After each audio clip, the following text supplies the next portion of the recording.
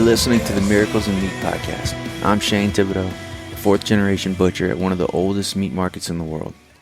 My great-grandfather started this business by slaughtering one cow or pig at a time and selling the cuts door-to-door on horse and buggy. Today, our products are enjoyed across the globe. I will attempt to give you some insight as to how we got here and explore the challenges we've had along the way. At Bourgeois, our mission is to preserve our heritage generation after generation through legendary Cajun flavors and the development of relationships, not customers. Since 1891, Bourgeois has maintained age-old culinary traditions that fuel the South Louisiana lifestyle. Over the past 133 years, our Cajun products have gained global recognition, and for tens of thousands of folks around the world, the Bourgeois Cajun Lady logo is a symbol of home. Today, the fourth-generation butchers sit at the 9-foot maple block with loyal customers to discuss the adventures, skills, and passions that guide each of their legacies. These conversations will become priceless resources for future generations of any industry. This is our way of maintaining the spirit, purpose, and traditions of our lost arts in a world of change. 133 years, 4 generations. We're just getting started.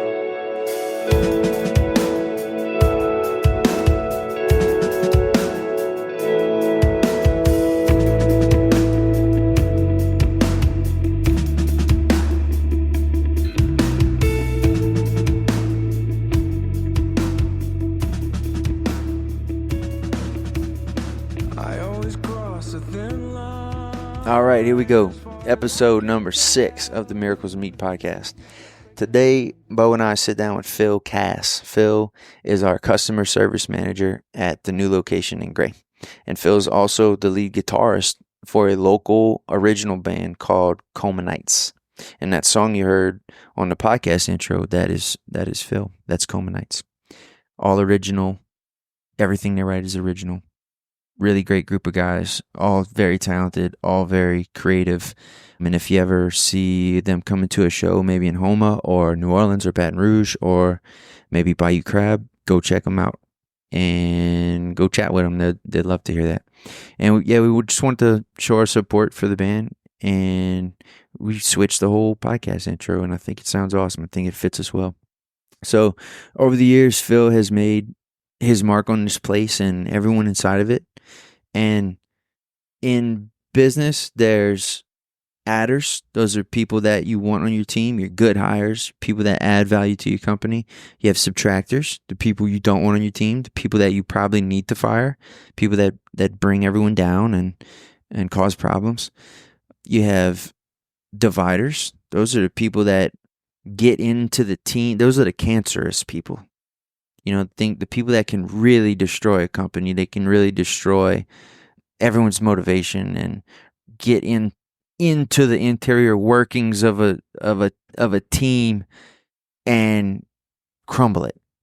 All right, and then you have multipliers. Those are people who can build everyone up individually, not just the team, not just the business, not just them. They bring everyone up. They bring the customers up. They make everyone happy. They add value. They teach other people how to add value on their own without them. Those are multipliers, and that's what Phil is, and that's why we have him on this podcast today. And I want everyone to hear a little bit about what Phil has to say, and I want everyone to learn from Phil, because I've learned a ton from Phil over the years, and I feel lucky to be able to have those conversations with him. We've had several, and we've had hour-long talks about this stuff, and it's fun, and it's really interesting, and it's something that we're passionate about, and it's something that Phil has a lot of experience with, and I really think it can help. If you listen to this thing from start to finish, I think you'll see what makes him special and what his mindset is, and how that allows him to succeed, and why we as a company are really lucky to have Phil, as our friend and as part of our legacy. Here we go, Phil Casse. All right, Phil, let's start off with your earliest memories of the meat market or Bourgeois, our product, or the brander. First memories, man, I tell you, I don't have many. I will say this. Growing up in Thibodaux, I'm embarrassed to say that I haven't shopped there, but it was very common to hear things Like, hey, come to my birthday party. My dad got Bourgeois patties. Hey, and that was a thing.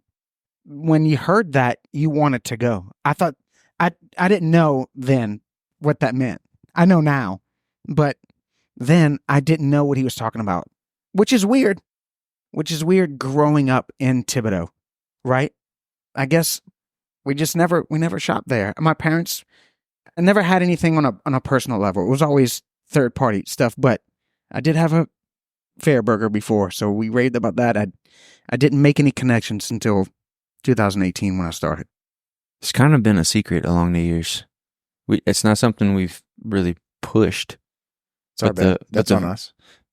But the Fireman's Fair patty. Even the Fireman's Fair, dude. I think for years and years, a lot of people never knew that those are burgers. And still, I really think still, they don't know it's the same. They don't know it's the same patty. Mm-hmm. I think they think it's something different about it. You can tell that because the customers that want that patty think they have to order something special, mm-hmm. and it's not. It's a conversation to have when. Yeah, we have that. Yeah, always. It's yeah. So now that we know that patties are your favorite, do you have any other favorites? The ground meat is on the top. Of course, our jerky for sure. Really fond of the andouille. I think it's the best andouille on planet Earth. I'm partial because it's where I go for the training purposes. I always ask some of the people up front what andouille sausage is because it seems sort of complicated on the surface, but it is the most delicious thing that I think we make. It is so good. If you're leaving for the weekend and you go into Patim's camp and you got one grocery bag to fill up with stuff, what you bringing? Oh Lord, jerky for sure. That's coming first. Patties, man. I guess summer sausage, turkey cheese. It's all crowd favorites. Dude. Everybody loves to see that stuff slice. You can bust out around the fire or while somebody's cooking dinner. Yeah, that's all good stuff. And it's so fun. It's so fun to see. They know the wrapper. Yeah. Like, what's in there? You know, Mm-hmm. it's a gift. It attracts some attention. I love that feeling and that look you get from people too when you bust out the paper. You gotta work it too. You can't just come out and open it. You gotta kind of linger it around for a little while. Put it on the table. Don't open it. Make sure people know it's on the table, and then maybe move it somewhere else for a little while. Get them talking about it. How does it sound for me to say that the first time I ever came into Bourgeois, like the first time I ever walked through the door, was for an interview to work here? In the back, through the back. Nope. You came through the front? Stacy let me in. It was right at close. I think that, like, I remember the lights being turned off. Yeah, it was dark. But I'd never seen the inside. It's a situation when you're on the highway to look at the building. Yeah, there's not a lot of time. It's ominous. it's a scary. People say it's very intimidating. It is extremely intimidating. I felt it. It was one of the things I wanted to curb, for sure. But you still have to get through the door, and that's scary before your interaction with anybody. That's weird. Is it weird that you know everyone inside can see you? You can't quite see them yet. You don't really know where to look. Yeah. That's what intimidates people. You know what a lot of people do? I noticed this. I don't know if you noticed this. I see a lot of people get on fake phone calls when they walk in the door. God, that's brilliant. And I think Why didn't I think of that? it's to relieve some of that pressure. They don't want to be asked, a question right when they walk in, so they just pretend they're on the phone. And I'll watch them do it for a while until they see what they want, and then they'll hang up. So they're on the phone call, not really, but looking at the menu. Yeah, they're reading the menu. Brilliant. So let me give a little bit of backstory. In 2018, Dad retired. I took over, and one of the first things I did, Shane obviously was involved in this too, but one of the first things we did was we needed a customer service guy. And I had seen Phil around town, most recently at Jimmy John's, and I immediately knew that this had to be our guy. So we hunted him up and we got him in for the interview. So what I think is super interesting is hearing, obviously we grew up here. we can never kind of see it from an outsider's perspective. So I love hearing Phil's perspective about the first time he walked through the door. And I think he was a little bit scared. Oh, for sure. So tell us more about that first experience. You came in for the interview. Who was here? Just me and Shane? It was right after close? It was you and Shane. The crew was there. They were on their way out the door. I think this is funny. They anticipated. They must have known. Maybe you told them that I was coming. So they were ready. Hey, all eyes were on me when I opened the door. It's after close. I might be making this up, but I think you were closed, so the door was locked. And so maybe you told me to come through the back, maybe. But I came through the front, and she had to open the door. And I was in Jimmy John's gear. I had just closed the restaurant there down, but it was intimidating. All eyes were on me. And yes, they knew I was hiring a manager because we were having some issues.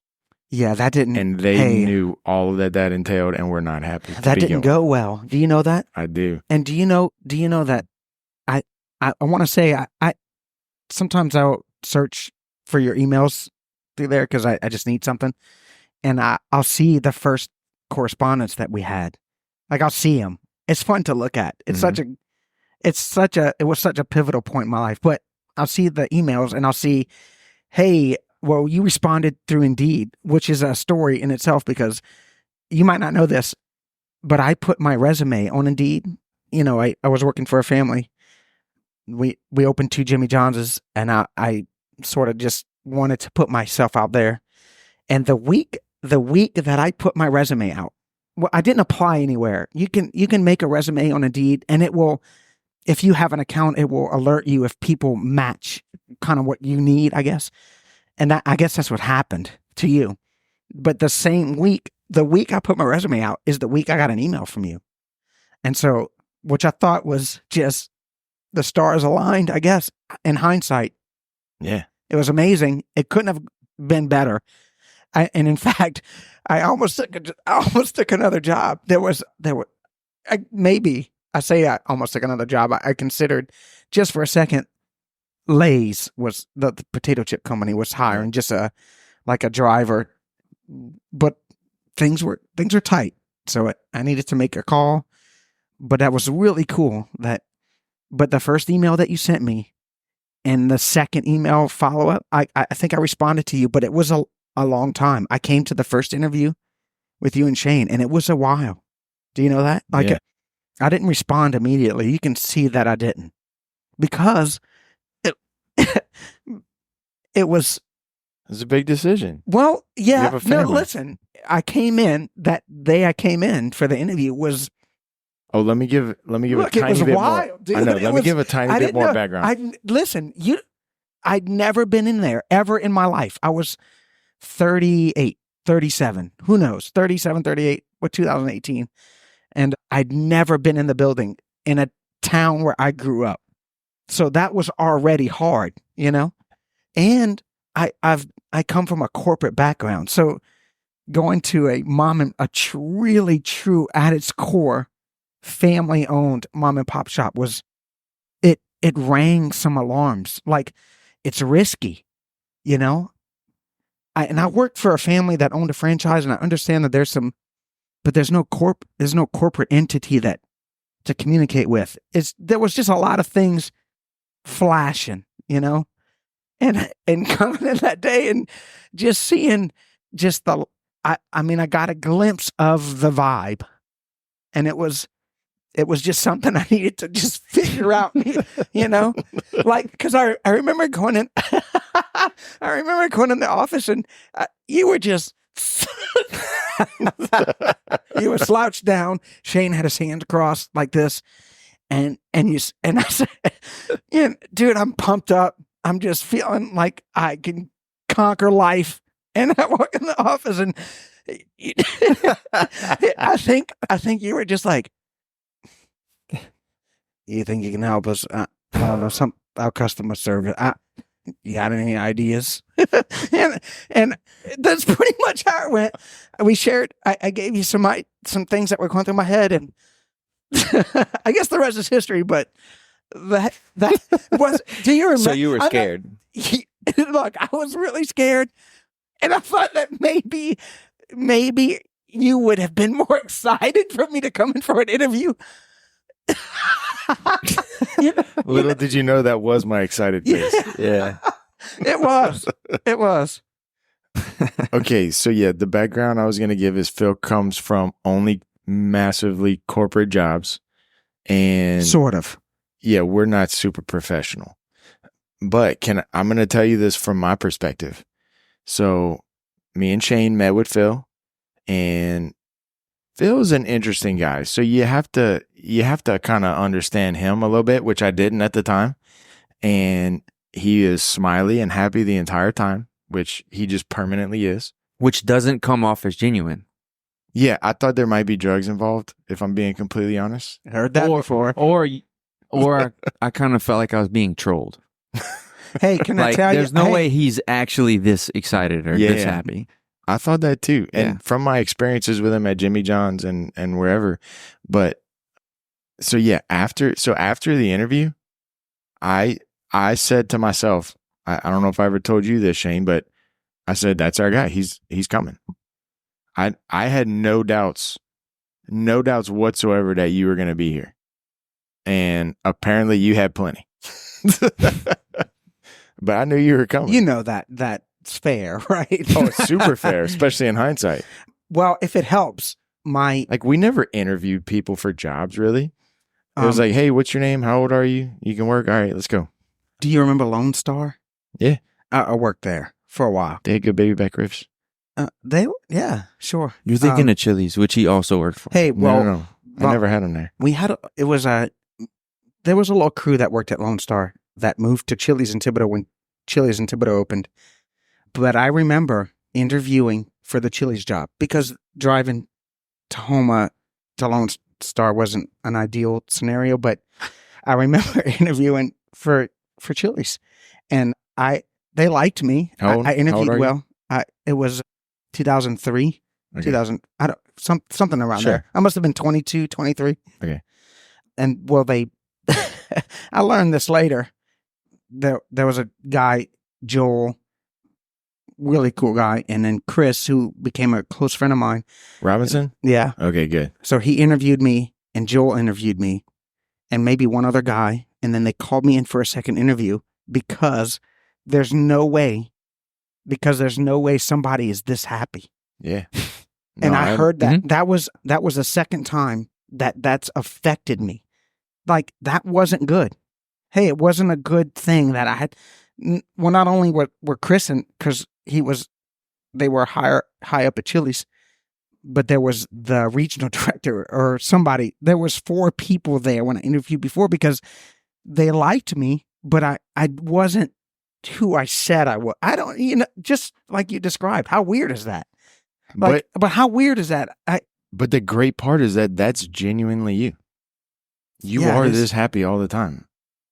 I feel great. If you're yeah. not, you're so good it's at almost- faking it that 6 years later, I still can't tell. It's almost like you need to. Oh, that's something. It's almost like you need to pretend to be a little less excited and a little less happy just to get people to trust you first. Like, I don't okay, think this anyone's is ever had that problem. this is normal. This is a normal level of excitement and Listen, enthusiasm. You remember what? Maybe I shouldn't say any names, but some of the people that worked at the market when I first started didn't buy in until they were on their way out. Mm-hmm. Do you know that? Yeah. I didn't. There was No, look, I know. I didn't know. strong on It was tough. It was just like, hey, I wish I'd have given that guy a chance. He really does. He really does back up how he behaves Yeah. with empathy and genuineness, and He really does care. I feel like That's I do. what I think it took people a while to figure out. He really cares this much. This isn't an act. I think I care about so much that it seems like I don't care about anything. That's a good way to put it.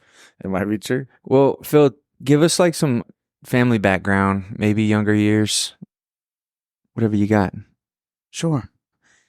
I grew up in Thibodaux. I was born in 82. went to E.D. White when my dad taught. And then shortly after high school, maybe even a week after high school, moved out of state. I lived in my uncle's basement. It was an experience. It wasn't finished. So I remember just, I wanted to go to college. I had all these ambitions, and I thought I knew what I wanted.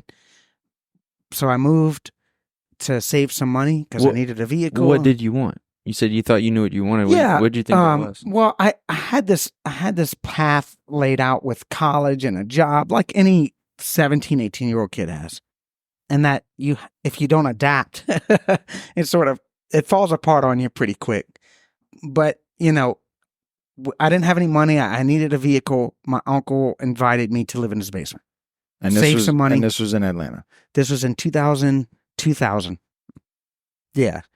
So 99, 2000, lived in his basement, swept out the leaves and dirt, put a mattress in the basement, and slept. It wasn't finished. It was just concrete and wood. And I remember at night, the only thing I could see was they had like the central vacuum cleaner. That was the little red light on there was because the basement was partially underground. So it wasn't even air conditioned. It just stayed an idea. It was nice. It really did feel nice down there. It was 72 degrees all the time. I stayed there for about a year. My Uncle Byron, my idol, he was everything to me at that age. He set me up with an interview at a chicken place right up the road. Like small business? Small time. Well, sort of. The business was born in Atlanta. It was a rotisserie chicken restaurant. It was unique. You could get a half of a rotisserie chicken and some sides for lunch. It was really a good so I think they expanded and too quickly. Almost a similar story to Lone Star. If you don't know anything about Lone Star, they expanded 700 something restaurants within a short, that might be making that number up, but in a really short time, and they spread their talent too thin and it collapsed. So the same thing happened to this guy. His name was Rick Tanner. So the restaurant was called Tanner's, and he expanded and the company went bankrupt. I guess, I'm not sure, but in an effort to save his name, he bought that one restaurant back that I got a job at. So it was the only one left that was a true Tanner's restaurant. And my uncle took me. He drove me there. I rode a bike to work, but he drove me there the first day. It was my first real. I've had jobs, but it was my first real interview moment. He took me, kind of prepped me for it, gave me the application, and got a job in a full service restaurant. And I remember just my first couple weeks there that was it. Like I knew that was my calling. Like I needed to be in a customer service, retail, food environment from that moment. It really did change my life. I excelled there. I of course I was from South Louisiana, so that helped. Because how would that help? I think I may have sounded different. Whoa! But listen, this is where I got this a lot. You don't sound like you're from South Louisiana, but I like it. And so from that moment on, my whole time in Atlanta was spent working at this restaurant that served chicken. And I enjoyed waiting on customers, and it paved the way for everything that happened from there. Let me ask you a quick question. You said you rode your bike to work. What's your most memorable thing about riding your bike to work? That would you say, if you don't mind my asking? I hope my aunt doesn't listen to this because my Uncle Byron passed away. But I hope she hear this because I may have lied about it. One, because it was a very expensive bike. And it got demolished. How'd you explain that away? Doesn't matter. Tell me. If you've been to Sewanee or Lawrenceville or any of those areas in Atlanta, or a little north of Atlanta, it's hilly. It's a lot of your time spent. For me, was uphill. It was tough. The first gear on the bike, like every 15 revolutions will send you 1 inch. Yeah. you didn't want to be sweaty when you got to work. It was a challenge. I did it for a while. But once you got closer to the restaurant, it was downhill. It was nice. You had to get there, Yeah. Like Especially if you're running late. Yeah. Yeah, especially if you're running late.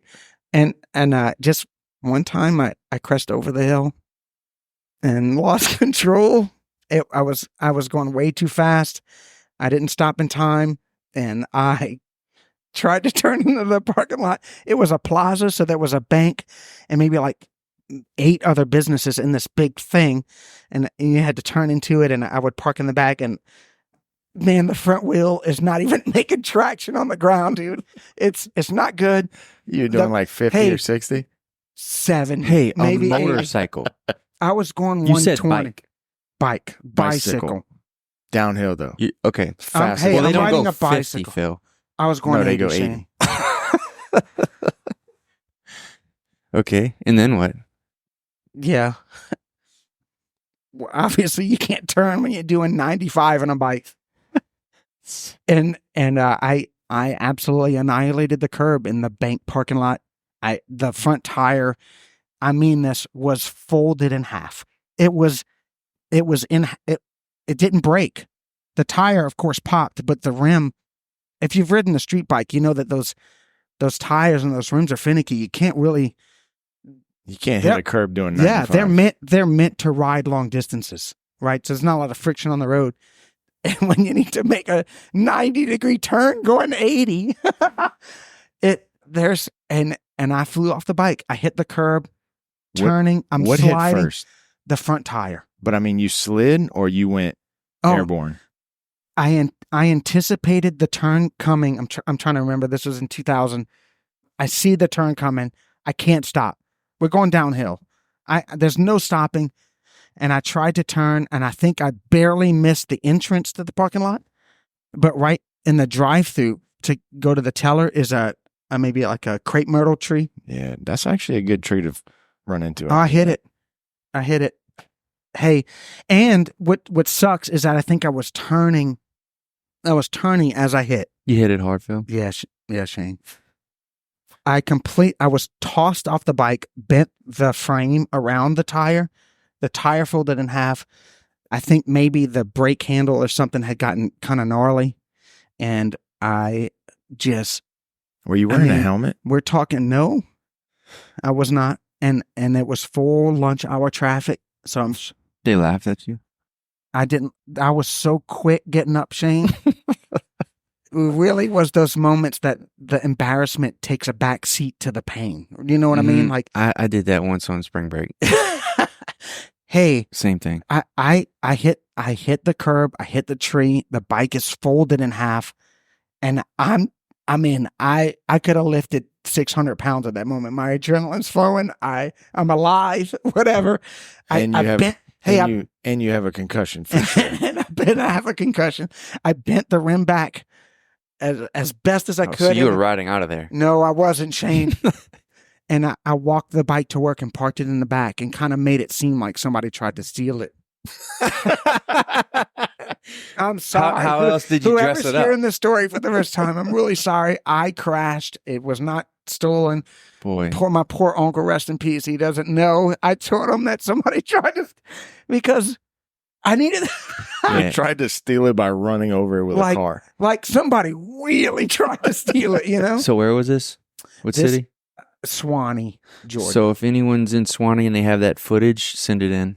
Yeah, Please. It was kind of like a local bank that they had there in that old parking lot. Might call them because if they saw it, they looked at the video and saved it was on the corner of. It'd probably be on a VCR tape though. It's on Chive or something like that. It was on the corner of Peachtree Industrial Boulevard and West Point Boulevard. There we go. So if you have, maybe that's a street name. Well, let's get into some. What do you do for fun when you're not here? Well, wait, I need to hear what he did after Atlanta. You moved back home at some point. I did. And then where'd you work? I did. And then who'd you meet? I enrolled in Nichols. How'd you have kids? Sure. We're skipping ahead. I did get a job at Doug's. Oh, yeah. Which your The old Hojo's, yeah. Your papa loved Tojo's, Every Sunday. and I helped him every time he came in. You knew who he was? Mm-hmm. I asked him about it. I said, I mean, that was 20 years later, but I said, hey, Papa Lester, I helped you at Doug's a lot. I poured your coffee a lot. And he was tickled. He didn't remember me, but it was nice. I remembered him. Nice.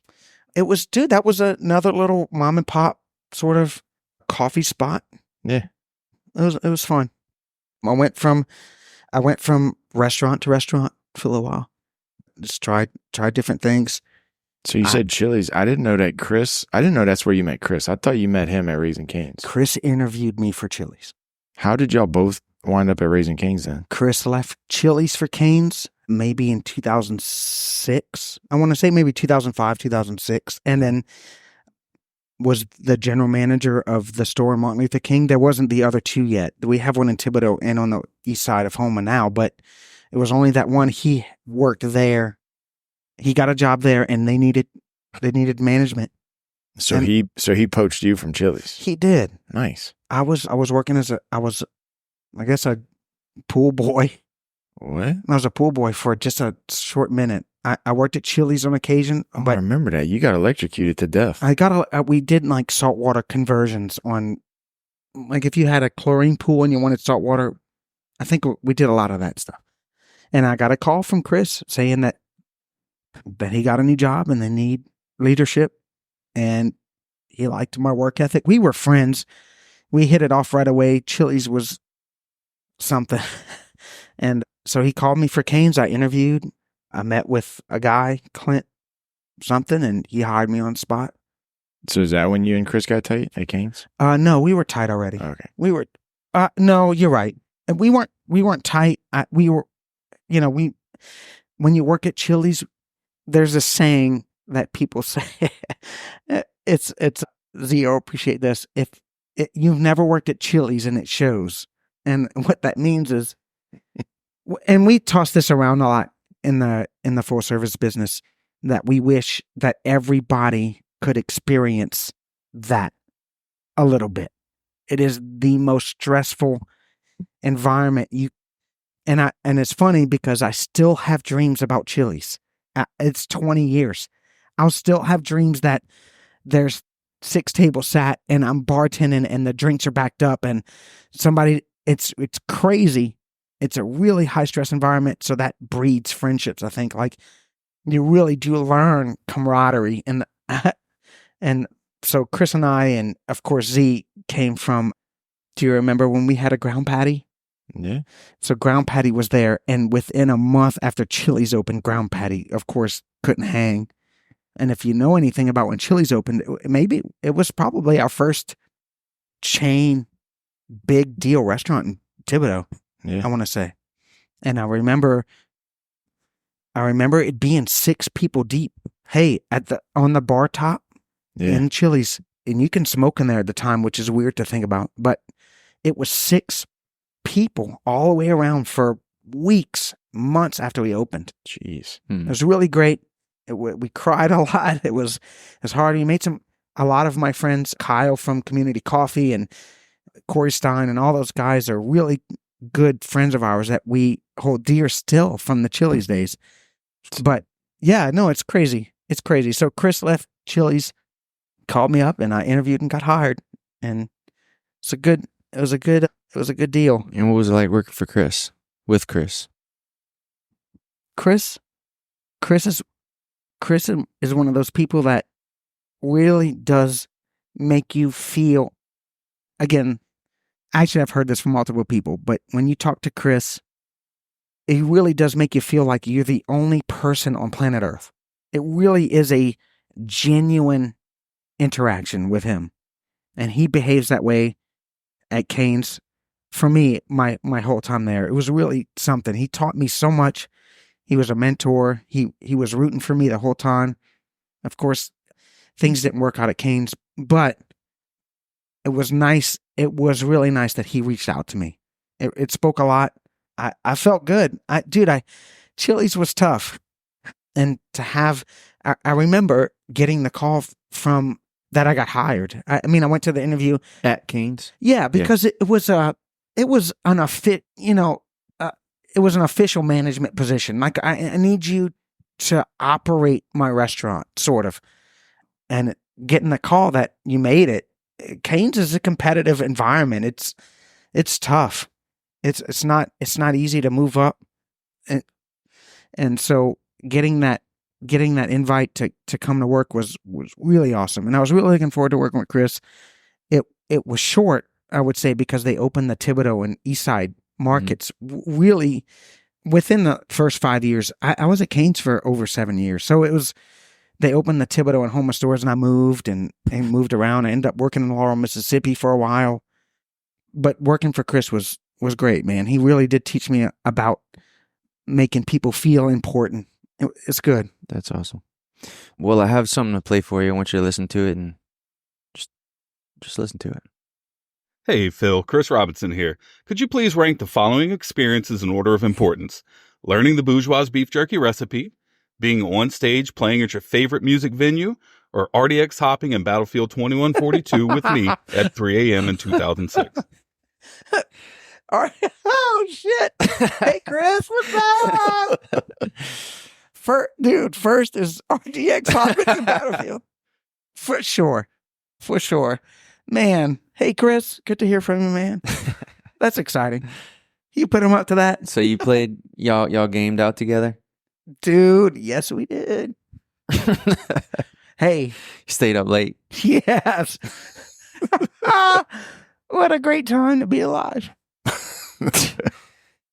Don't you get a kick out of that? Yeah. I did, dude. So Phil has introduced us to Chris. We've had him come talk to the team, and he's definitely a special guy. We'd love to have him on the podcast too, but yeah, man, Chris is cool.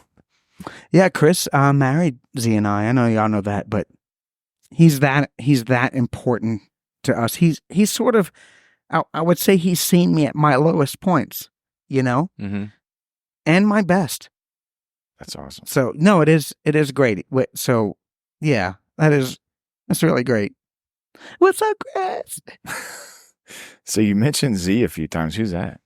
Z is my wife, who I actually met bartending at Chili's, and we worked together for. Would she order? No, or was she working with you? We worked Okay, together. yeah, Yeah, we worked together. Started around the same time?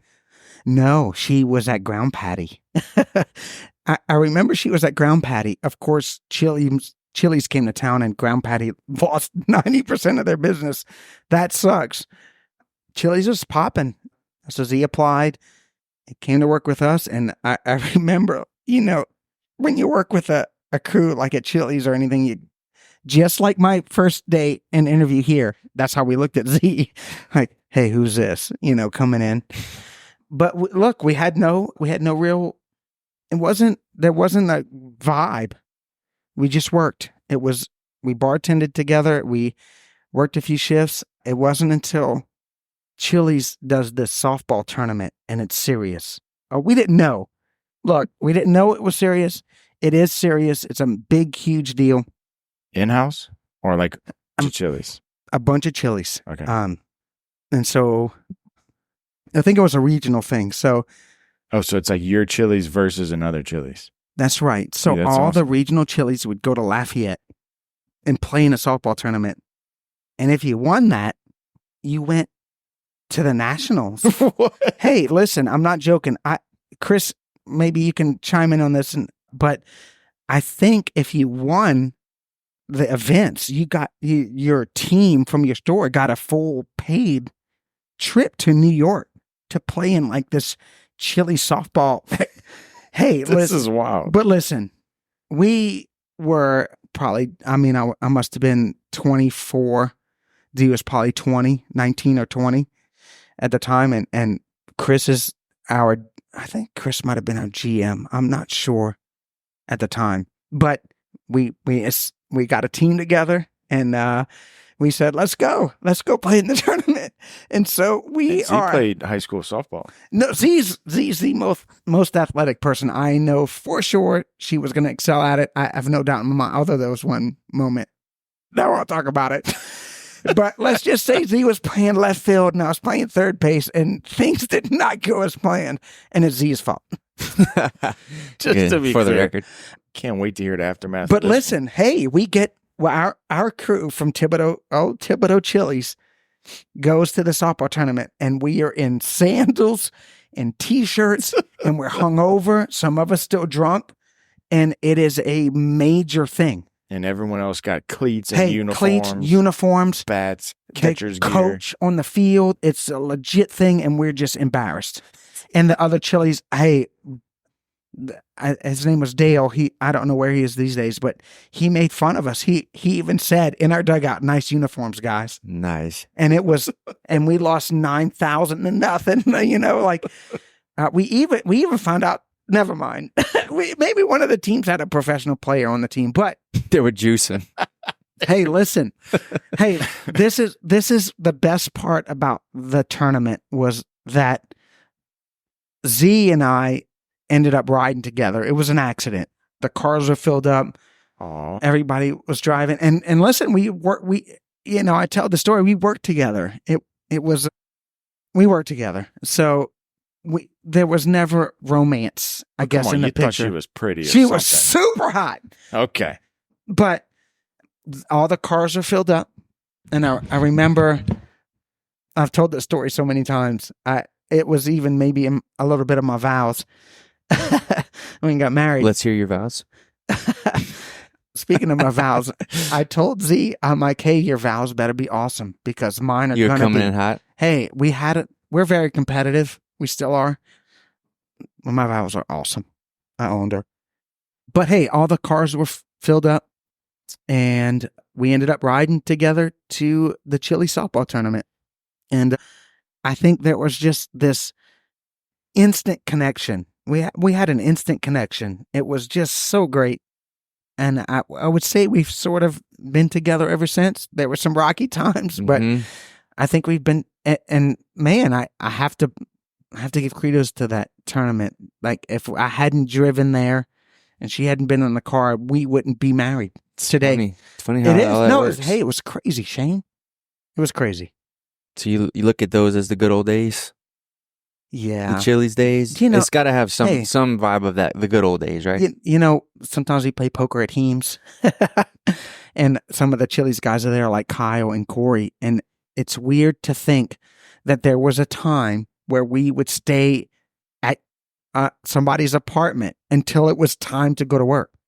Mm. Like, could you imagine doing that today? I mean, I'm old now, but just the thought of going to work from somebody's apartment Right. in the morning is yikes. But we were living the life. I It guess was everyone's been there. Hey, it was before. exciting. We didn't have kids. We really did. You really did take advantage of a lot of free time. Well, you got some kiddos now. I do. What's that like?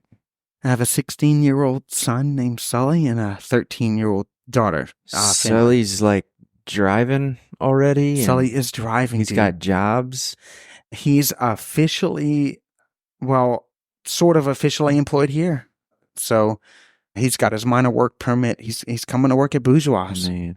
Yeah, no, it's really great. Finny, my daughter's, yeah, it's great. I have a question, and it's perfect for you because do you catch yourself trying to not be involved with his work or with his job since he's here, or are you involved? Are you telling him what to do, or do you kind of like pass him on to everyone who's here and like this is between you and them?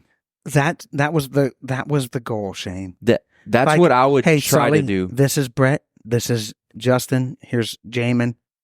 Good luck. Don't come to me. Yeah, please. Yeah, Yeah, no. I think that's important. So the first couple times he's worked here, it's been like that. It's been good. I really do, and I think in a way he values that. He's growing. He's a sharp kid. I'm really rooting for him. He really does acknowledge that he sees how hard I work and how much I care. And I think he wants to have that. And he wants to experience, like, I remember one of his first couple of days here. I remember this. He was vacuum packing. And I said, hey, Sully, we got to roll out. And he goes, Dad, I have to finish this tote. Like, I'm done. Give me a few more minutes. I was on cloud nine, Shane. I That's cool. really did feel so proud of Sully for feeling like that was and I remember telling him, I'm like, hey, you're going to start in this little medial task, or what it seems like a medial task, but man, this is going out. This is getting shipped out. You don't know who's going to get it. This has to be perfect. This is our life. This is Dad's life on the line. How good you make this look. Mhm. And how well it's vacuum sealed. How crazy is that? And I think he took it seriously. And he was like, Dad, I have to finish this tote. I can't leave yet. And nobody, he could have said, boom, let's bounce, you know? Dude, it's hard. I think about it all the time. How do you instill the work ethic like that my dad instilled in me, for example? And I can't name a single thing that he did to do it. It just, how do you do that? I think that you really do hope that they watch you. I think that that's what a dad hopes, is that their kids watch how much he cares and how much he works. That's good. No, yeah, it is. And I think they do. I think my kids see that there's passion, you know, and I try to tell Sully, you know, because he's 16 and it's hard to come to work and he wants to play video games and it's summertime and he works hard at school. And I try to tell him, like, Sully, this is like what Dad does is not meaningless. Like you can really have an impact. You can really make a difference and you can really make connections with people that, dude, I say this all the time, that if you hadn't seen me at Jimmy John's making your sandwich, that I wouldn't be here. And I try to communicate that to everybody, how important it is that you don't know who's watching you, right? But how important it is to think about who's watching you, and that the owner of Bourgeois might like Jimmy John's and he might want a sandwich from you, and that it can lead to things. It's hard for young people to hear that because it's a grind. It's hard. It's hard to communicate that because they don't know. I can say it because I've experienced it. I'm like, hey, you know, the only reason I got a job here is because I was super excited to make a sandwich. Do you know that's why I work here? That's it. So that person or that salesman or that business owner that sees you work in the front counter, that might be your future. You do. I mean, again, that's rare. You never know, but it does. It doesn't matter. It could have just been, well, we're ordering Jimmy John's for the crew for lunch today. It could be as simple as that, and that's still a win for you. Yeah. My question is, do you worry that your kids didn't grow up with the same hardships and things that made you? Like you did things differently. Is that something you think about ever? Yes. Yeah, for sure. My childhood was a whole lot different than theirs. I think about that a lot. For sure. And in fact, Z and I made a commitment that our kids would grow up in an environment that was just wildly different. Yeah. And it's nobody's fault, but yeah, for sure. I think I'm worried that the world's not in a great place right now. You know, it's scary. I think that the mentality of just like leading by example is really, really true, not at work, but everywhere. Like, nice. For Sully to see me, that should be inspiring to him. I think it is. He really does. He's cute, dude. I love him to death. He's super sharp, but I think he sees that this is the deal, you know, and that I know you say this a lot, Shane. You say, but well, I guess everybody says this, but how you do anything is how you do everything, you know. And I behave that way at home. I behave that way with the kids. I it's good. I'm really rooting for Sully, man. I hope he sees what hard work is like, and I'm rooting for him. Finney, my daughter So he's is gonna do great, dude. look. Here's that. My daughter is just. She will get whatever she wants from me. I can't help it. I know, dude. Girls are hard. Hey, how You just do gotta I say no. You just gotta say no. Shane's lucky because he only has girls. Just say no. You I just say no. teach me. This is a quick story. This is funny. Finney and I went to Academy, and she pointed at do you know the mugs, the Stanley Cups that everybody wants? Yeah, Dude, the hockey trophy. She pointed at one and she said, "Dad, that's a really cool cup or something."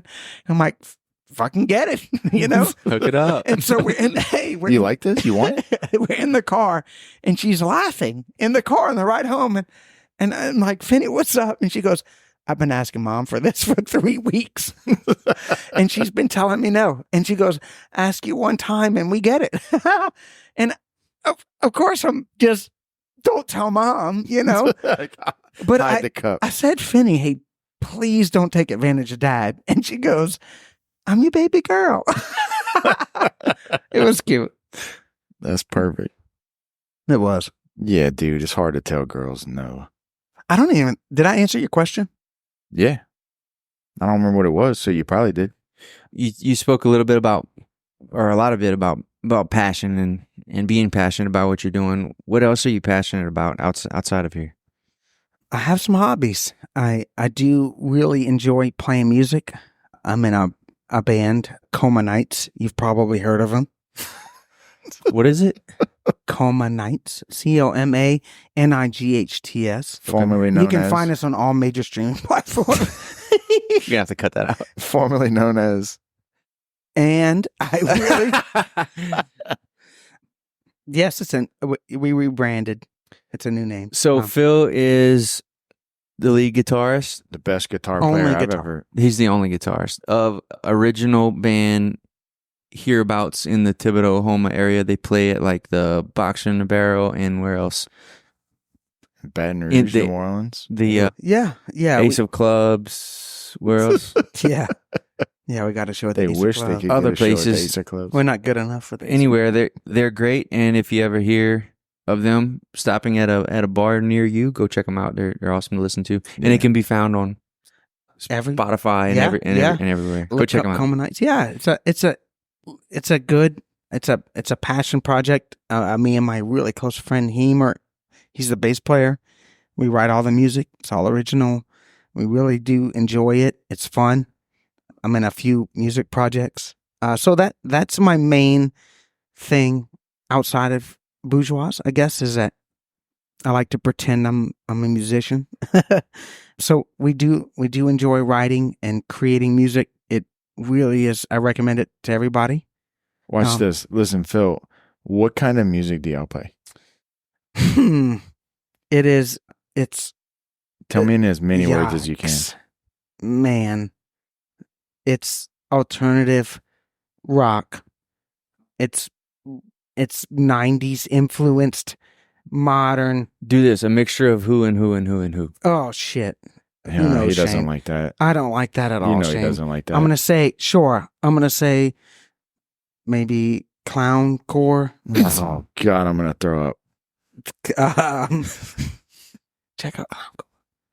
But you did hear him say it's influenced by 90s rock, Right. also modern, Yes. which is the 2024s. It's That's a Listen, contradiction. I like it. listen. Keep going. No, it's great. Tell me what kind of music. It's y'all really play. great. I know it is. I've heard it. It's awesome. I spent a lot of time.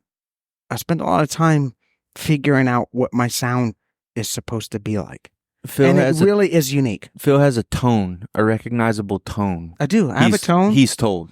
I have a tone. I have a. When you hear Phil's guitar, you know it comes from Coma Nights. Yeah, Or that's- previously well aware. Yeah, or any of my other bands. 7 or 8 other bands. Yeah, sure. You actually, I know this, and maybe you can talk about it.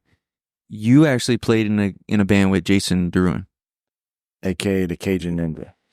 I think Jason Back and I in the day. may have jammed a couple of times with our buddy Ryan Parfait back in the day. Yeah, the bass player in Coma Nights, was active with Jason for a while. So that's our connection. I was just affiliated with the crew at the time. And so back in the, I don't know, 2006, 2007. Chili's days.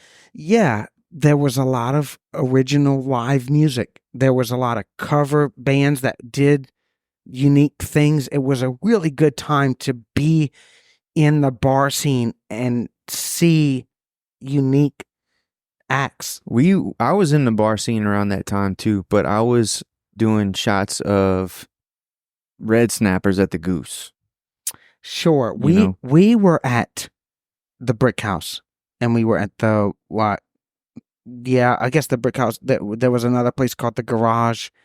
There was these places that were that's where you would go to see original live music. Right. That didn't exist. Well, they had cover bands. Homo was always bigger and better about that than Thibodaux, right? Jason was a part of some projects, and he was just active in the community at the time. There was this band called Like 85. They were super popular. Do you remember? Gosh, it was some bars downtown. I can't remember. Clowns. The Clowns. No. Who are they? Not a clue. But Winfield's and all those bars in the early 2000s. I think it's Sinclair now, but that area downtown Thibodaux, the library, or before the library was. Right. But I mean, for my time, we called it the library. I played in an original band at the library, which was weird. I played in an original band at Last Call too, which is traditionally a cover band spot. So Or for a club even, right? So for us to play there was a thing. Mhm. It was a thing. It was a different time. I was in a high energy band, but you ever played at the old La Casa no. for an I don't event know or if they something? had live music back then. Steve Juno was his. That was his that gig, yeah. But that was at the new La Casas. Oh, Hey, let me ask you this. You ever play at a wedding? You ever play for Is that offensive? yes. Any more questions, Bo? It's not Oh. offensive. No, we I can don't skip mean that to my musician friends that play. No, we can skip that I part. really don't know any. Sure, I can play you some. I can play some Collective Soul for you on my guitar, but it's not something that I do at home. At home, when I have my guitar, I'm creating and writing music for the couple of projects I'm in. You don't want to play even your original show at a wedding and have people come up and say, "Play me this, play me this, play me this." That's why you Well, don't. they do that at my original shows too. So. Phil takes offense. He does look. He doesn't want to play other people's music. He wants to play his. No, because it's not fun for Listen, you. I love playing other people's music. I only play other people. Like, I think I played Higher by Creed, and Z will attest, for every day for probably a month straight in my house, singing at the top of my lungs. I didn't know that about you. But my musicianship is spent Sure. jamming and creating some sounds. To be clear, I'm not sure if this is something you're trying to avoid and we can cut it, but I want to know about you playing at a wedding. Well, you think I did? Oh, I know you did. well, it wasn't a wedding. It was I guess the bridal party. What do you call that? The dinner. Oh, the rehearsal dinner. Yes. Okay, didn't know that. I thought it was the wedding. No, Well, that makes it better. We played it. A rehearsal. That dinner. makes it a little better. Sure. Because there was no I'll wedding make this after. quick. I'll make it quick I'll make it because quick. there's not much to tell. But we played it. I was in a band called In Response to the Stars. And what type of music was that? It was I call it thrash pop. And so no sludge, no, No grunging. no, no nope. Okay. metal. It was high energy screamo pop music. It was very different. We were ahead of our time. We really did. of our time. Hey, listen, we really did have something going. And the groom requested y'all personally. The groom loved our set, asked us to play, and it was a disaster. It was not good. But I'll say this: It was the best show we've ever played. And y'all didn't quit. We did not quit. We played to the last possible song. We played our entire catalog of songs. It was Name everyone at the rehearsal dinner that loved it. the groom. Now name everybody that didn't absolutely hate it. I remember I knew that things weren't going well when the guys at the beer keg said, well, this is before we set up my guitar. I'm strapped in. We're ready. My microphone, we did mic checks. We're checking. And the guys at the beer keg go, they yelled out a country song, like play some country, kind of like that.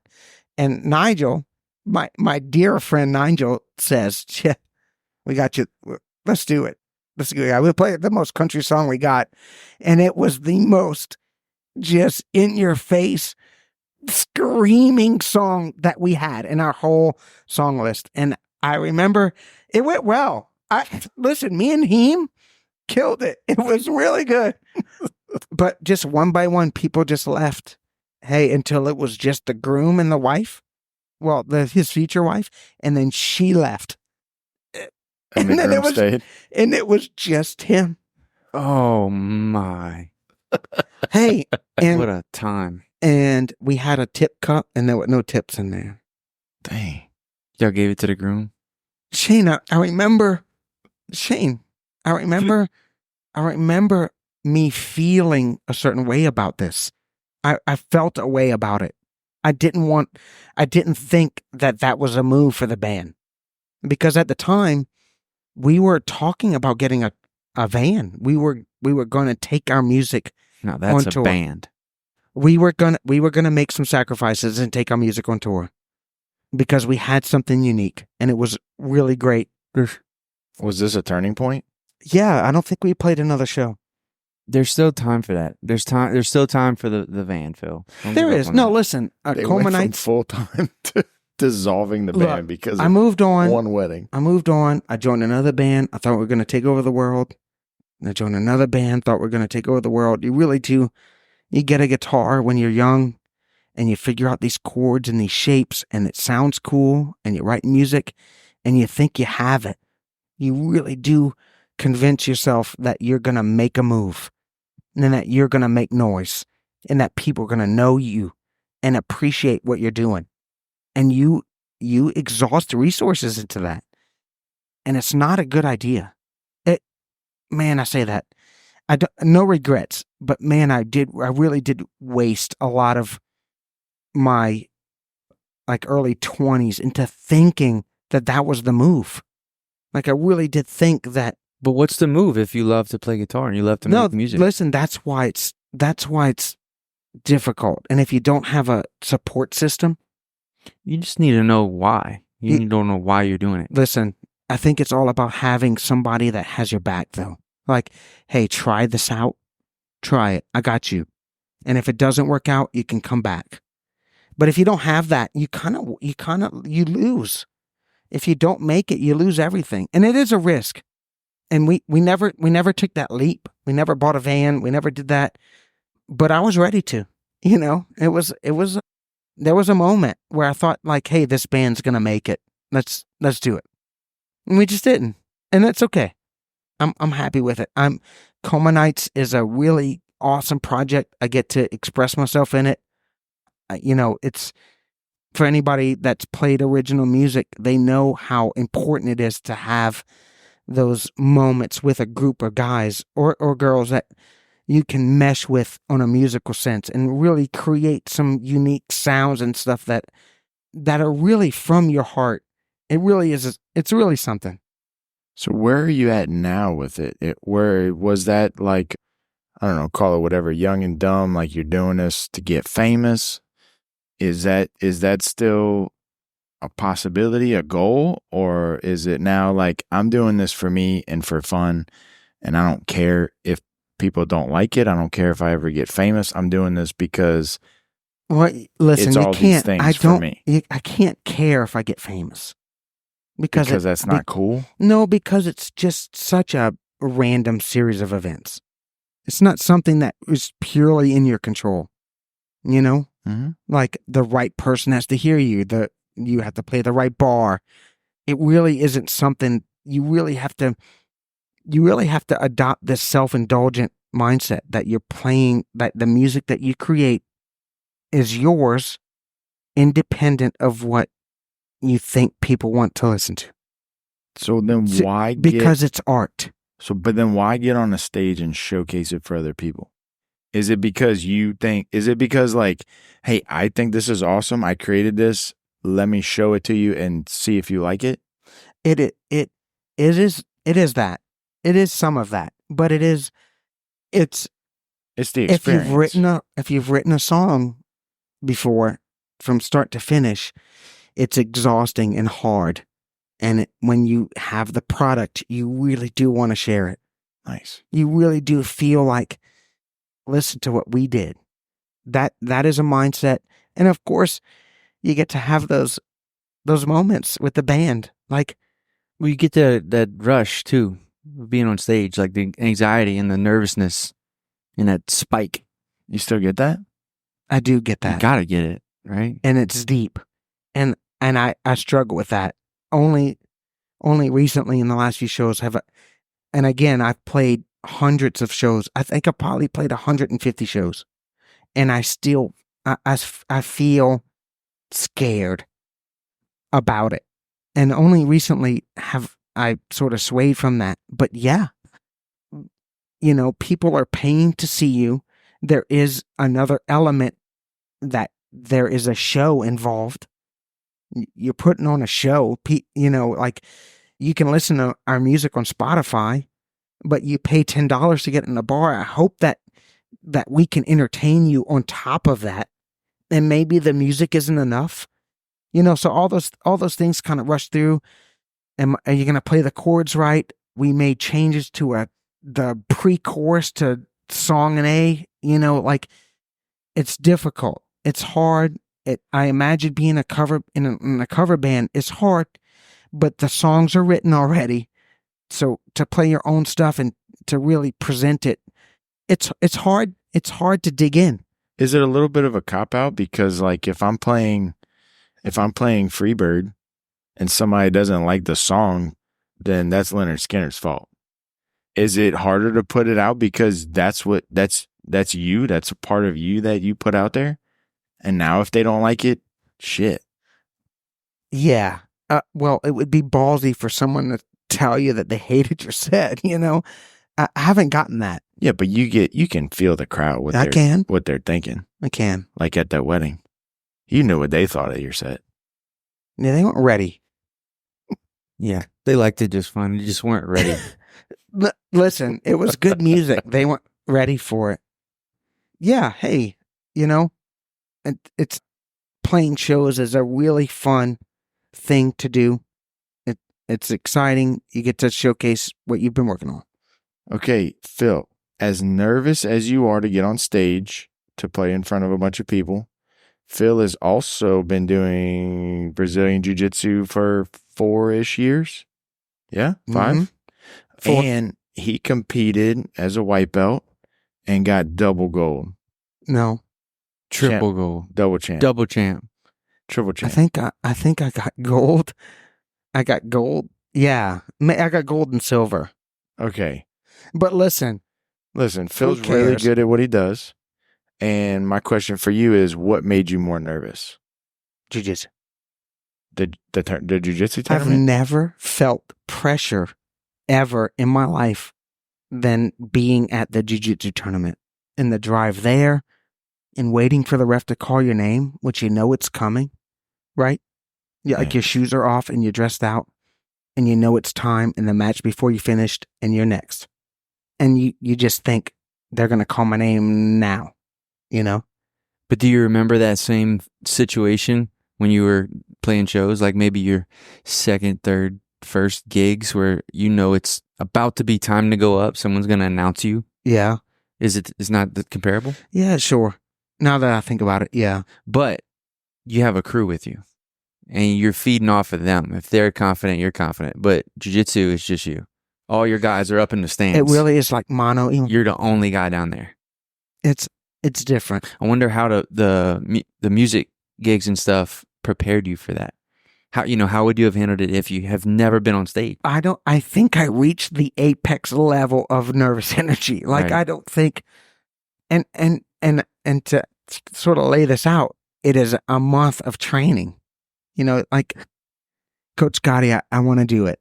I'm going to head to the AGF tournament. I'm a 2-stripe white belt at the time. And then from that moment, it is a just boot camp of, I remember this one moment where we did drills in class. And so I was just an open guard, person on top, pass, and he didn't let me move. So even if I lost the pass, stay down. And the whole end of class, like those moments of just like my muscles failing me and having nothing left prepared me for the tournament. And I get that now, but it's hard. It's really just like playing music and showing people what you're working on. It's the same thing, only you're right. It's no one else is there. Although I would say that I trained really hard for the tournament, and I really wanted to represent the gym, and I will take this to my grave. We had these black shirts with the Next Generation logo on the front. They were cool. And I remember my first match. I remember everything about it. I remember everything that happened. He tried to pull guard on me. I had his lapel and sleeve, and he tried to pull guard, and I passed, knee on belly to mount. I just know everything that happened, but that's it. Like, that match, my first match, is all I can tell you about the whole tournament. I don't know anything else. But that one moment where I caught him in an Americana from high mount, and it's over, and the ref raises my hand, and there was like 20 black Next Generation shirts lining the top of the stands, just fist pumping, and it was just such a unique, went nuts. Hey, we were screaming. It was just something I will take to my grave. And dude, unlike the band, it was my own accomplishment. Yeah. And I worked really hard for it. Doing jujitsu was already out of my wheelhouse. It was not something I ever dreamed of doing in my life. And I signed up for this tournament, and it sort of went my way for a few rounds, and it was For all the rounds, Phil. You and crushed everybody. I do remember one other moment. It was in the Challenger division, which I guess is up to a weight class. So we did like 169 to 190. I guess whatever. People heavier. It's all the weight classes. Yeah, it's people heavier than you. So I won gold in that. Yeah. And it was. That's the harder one. Yeah. And I remember I was with this guy, and we were just, hey, and listen, when the match is over, right, your adrenaline is just, your body's going 300%. It really is. Like, it's going above its means. And you cannot, I cannot make a fist.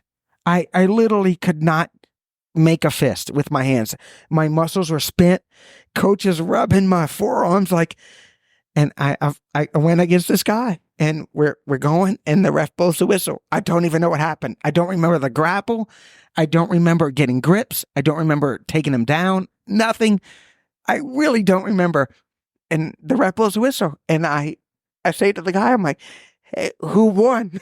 Who won? And he goes, you won.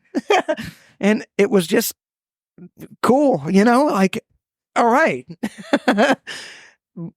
But jiu-jitsu changed my life for sure.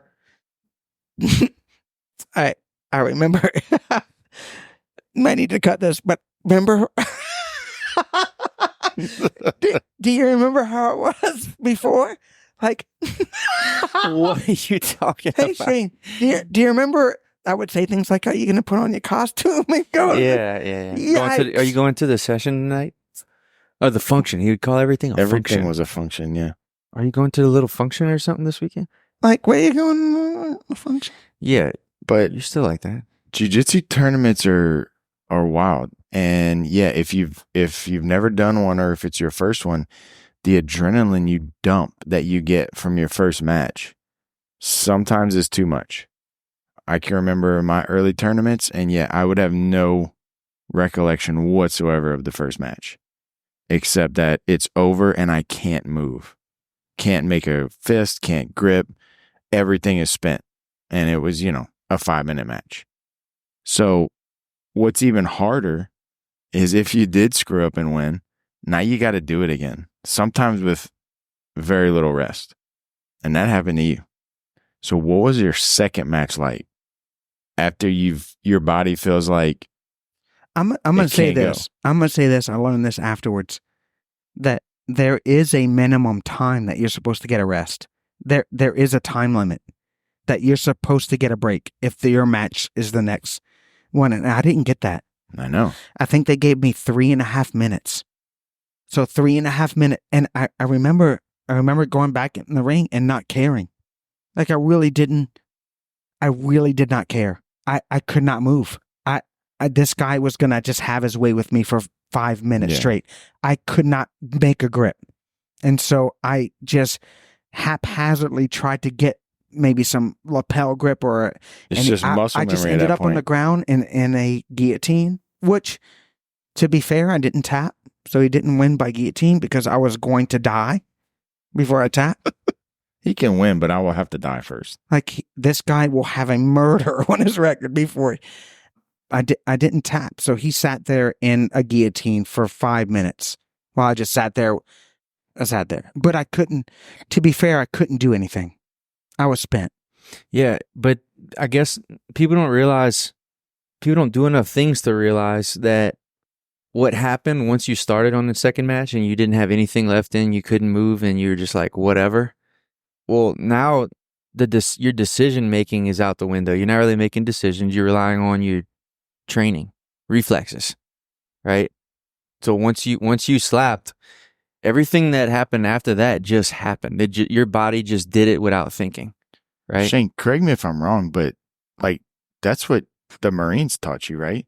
Like, isn't that their goal with all the MSG stuff and all? When you're getting shot, it's like there's no thinking. It's just put rounds back on a target. Yep. Even if you're dying. It's just constant repetitions of as many different situations as you can. All right, sorry about that. Had a little bathroom break. Speaking of bathrooms, Phil, I got a joke for you. How many knees do you have? Huh? How many knees do you have? 2. You have 3. 3 knees? You have 3 knees. You have a left knee, a right knee, and a wee knee. Get it? Bo told you that? Yeah. Mm. He texted it to me while you're in the bathroom. All right, unpause. He texted it to while you're in the bathroom. All right, so what I was saying was, at that moment, you're relying on your training and the repetitions you got in, and your body's just doing what it's most comfortable doing. You don't have time to make decisions or do the right thing or make up for errors. It's whatever happens. It's like autopilot. It's autopilot, and which is going to lead us into training and training your staff. And how do you make customer service a part of employees' autopilot? How do you take that someone who doesn't have the repetitions and get them there and get them trained up to where when complicated. Yeah, when they're not feeling great and their dog died and everything's going wrong, you still expect a certain performance or a certain product to offer to the customer, because our employees are also products. We're offering a product and a service. So what's it like? What's the steps you take? And I don't know, what do you think about when you try to replicate your passion for service in someone else? Sure. You know that we've worked really hard on like a mission and vision statement, which needs maybe some slight revision, but it's something to hold on to. It is a foundation for me. And if I can get people to grab on to the idea that our vision is real, or, that I can say that we're the 4th generation 130 years strong and we're just getting started, that moves me. It really does make me feel like I'm part of something great. And I want everybody to feel that. Genuinely, I want a part-time counter person to feel that they are part of a history and they can really shape the future. Okay, and without any words from them, how do you know when you see that? Do you recognize that in someone and you say, boom, there's my person? Listen, that's hard. That's soft skills that not everybody has. Not everybody understands. I was fortunate. I bought in, not to talk about my past employments, but this is a true statement. Bo saw me at Jimmy John's, saw me because I bought into Jimmy John's. Yeah, I'd like to think we're special, but you've bought into every place you've been. I have. It's part of your personality. I have. Yeah. I really did drink that It's what proverbial makes you Kool-Aid. special, though. Well, I attach to things that move me in that direction. You know what I mean? Like, I'm sensitive to that. I want to make a difference. It's my personal goal. It's my dream to just have had an impact and to make a dent and to push people to understand that those nuanced, I would say maybe trivial interactions, right? That customer that comes in the front is everything. That guy or lady that person is everything. Mm-hmm. That you really have an opportunity to shape that person's experience. You do. And that's a powerful sentiment. I took that from my very first time I ever waited on a table, ever in my life. I won't tell you about the time I spilled drinks on a 5-top table. It was a sweet tea. It was a sweet tea. Sticky. Oh, it was pitchers of sweet tea. Perfect. Hey, it was a mess. I gave the lady my shirt, my work shirt. So she left in my work shirt. But I think, especially what I want to communicate to my son and people that are young that work here, is that you get to take that home. Like leaving work and feeling like self-affirmated, like that you can put your stamp on the day, that that you really did make an impact. Like, but it's hard. Hey, that's complicated and hard. It's a part-time job. You're not making it's hard. The economy's trash. It's hard in every twist and turn. It really is.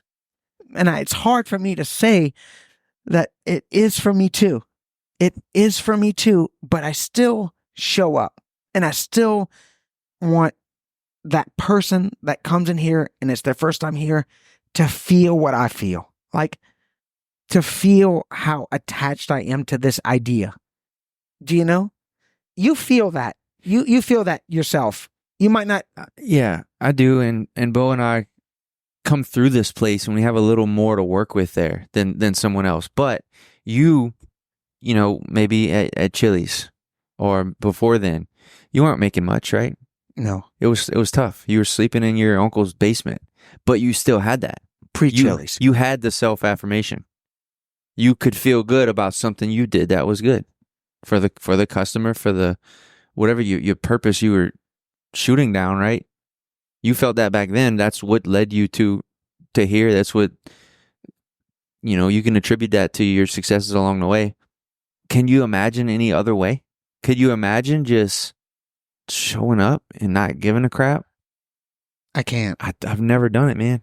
Nowhere, I know. This isn't the only thing I've done, and I've never felt that. So I don't know what it is. Is it okay for you to imagine that this scenario maybe is someone can identify with, is that you don't have to? Like, imagine if you didn't have to care. Mm-hmm. I think you do. Well, you listen. You don't, I guess. Some people are in trouble. Sure.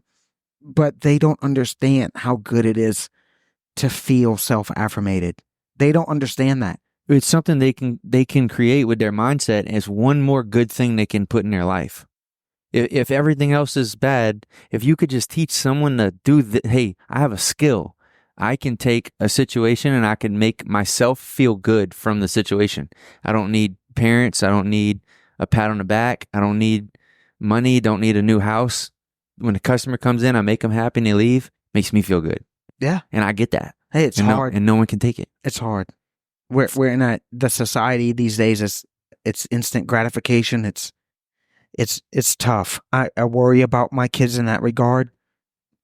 They have everything they need.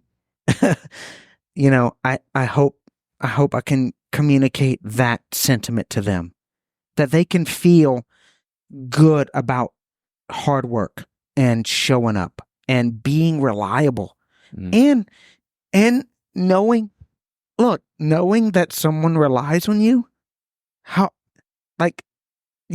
That's deep. It's deep to me that somebody relies on me. That goes deep to me. Yeah. That's not for everybody. It can be.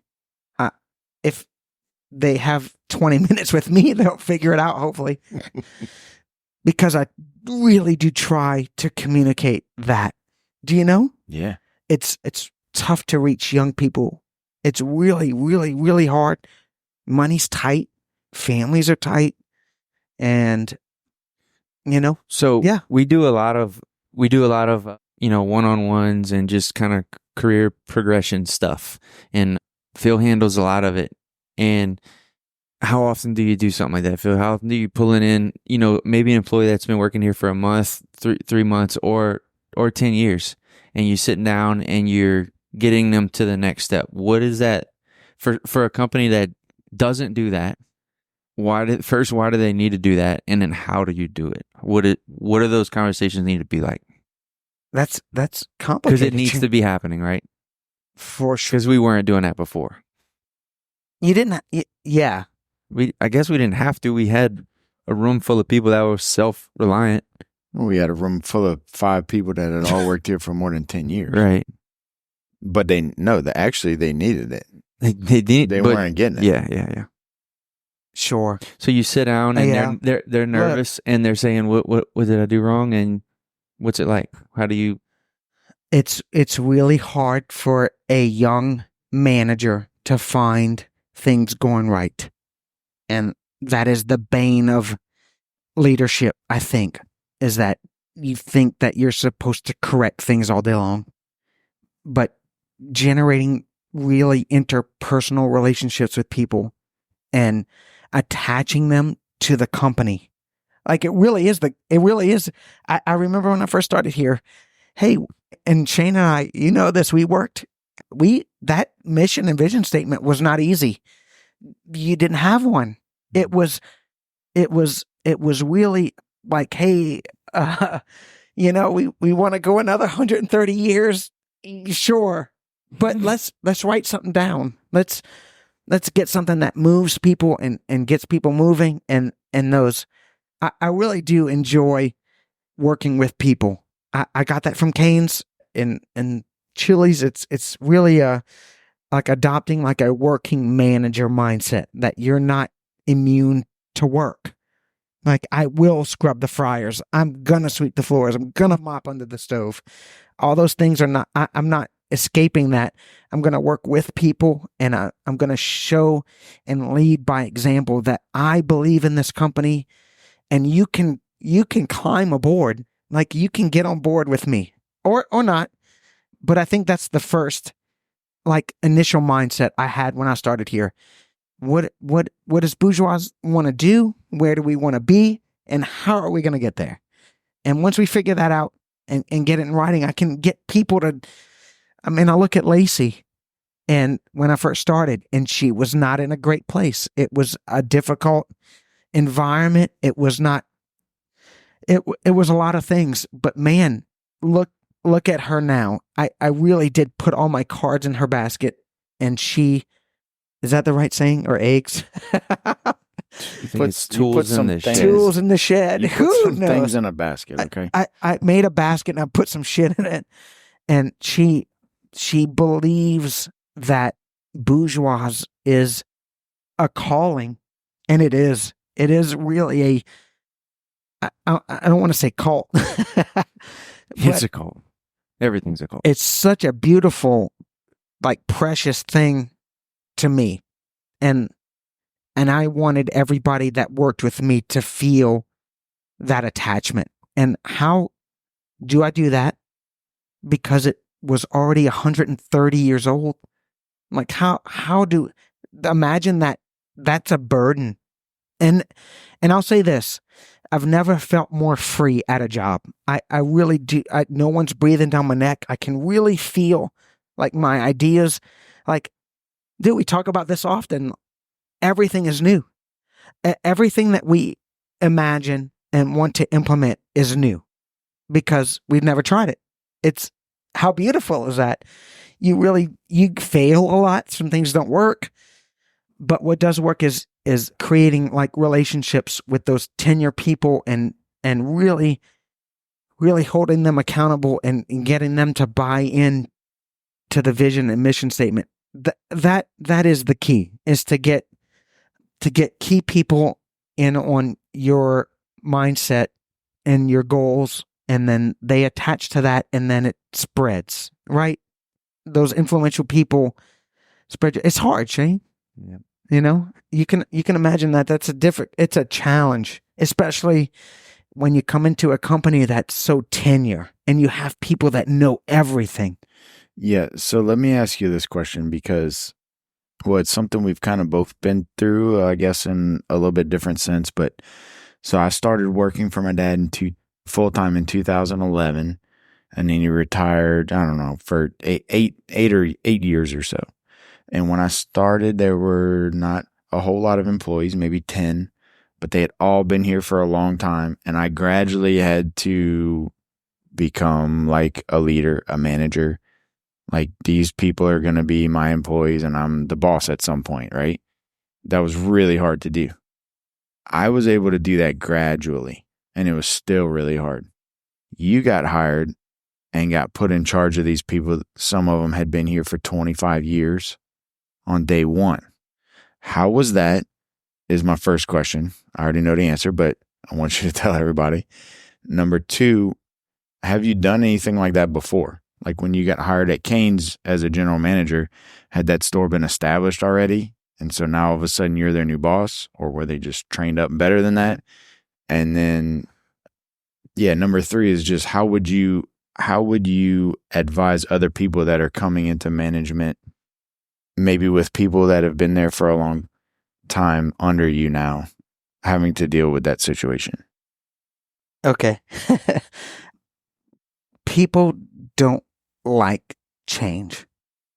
And a lot of the people here were operating for years in that mindset. Yeah, pretty independently. Like Shane just said, we had 10 people here that, or, however many that had been here for 10 to 25 years. They all knew how to do everything. They were semi-independent. Yeah, but they still needed those one-on-ones to improve and to give them goals. And imagine that for them, though. Yeah. Like, we can be sympathetic to that. Yeah. And that, and I remember hearing that from them directly. And I remember having these awkward conversations. I remember one moment it was just somebody that had been with y'all for a long time that just would not give me a second, and just said stuff like, I don't need to be managed. I've been here, and all I want to do is just say, man, you're costing this company. You really, do you care about Beau? Because I can't tell. Do you care about Bourgeois? I can't tell. And you shouldn't be able to tell. You're acting like you don't care. You're costing this company everything. And that's hard. That's hard. I felt the vibe my first week. Like, okay, let me learn everything. Let me just try. And I'll tell you, my first month there, I remember telling my wife Z that I didn't know. I like, hey, hon, This place is weird. I did not make the right choice. This is not, there's too much work to do. This is so far beyond, I can't do it.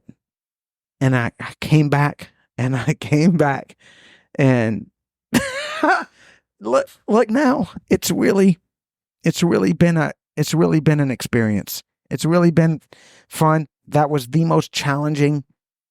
Granted, 90% of that staff isn't here anymore, but the ones, I mean today, but back then when the ones that stuck around learned that this isn't fake. Like I know what you're saying. You know, I hear you that there's no way somebody is this happy or excited, but they got it. I think like after a couple of months, like even Miss Karen and them saw like, let's go, you know, this is it, you know, and they felt that passion. Yeah. Yeah. I think you helped turn the culture of this place around, but almost single-handedly. It was a big ask. I would say from me. This might, but to be clear, I wouldn't have let you quit. Look, I had an opportunity. I had an opportunity at Cane's. I took like an interim GM position in Laurel. I was the operations manager at Thibodaux, feeling good, feeling like I was on the up and up. And I went to Laurel. They needed a GM. And so I filled in that position. They ended up offering me the restaurant permanently. I declined. And my family, we were just not interested in moving to Laurel, Mississippi. It just wasn't in the cards. But to answer your question, I think you may have asked me what that was like. Or you had to do it there. Yeah. You had to step in and be the boss to a bunch of people that had been there forever. But they asked you to go there. Why? Because the GM retired? Because the store was struggling? Why? They lost a GM in a neighboring restaurant. And so the GM of the Laurel restaurant needed to fill in there, which was my initial plan. I was actually supposed to go to Hattiesburg. I was supposed to fill in there. They made some last minute changes. I needed to fill in until they permanently replaced the GM.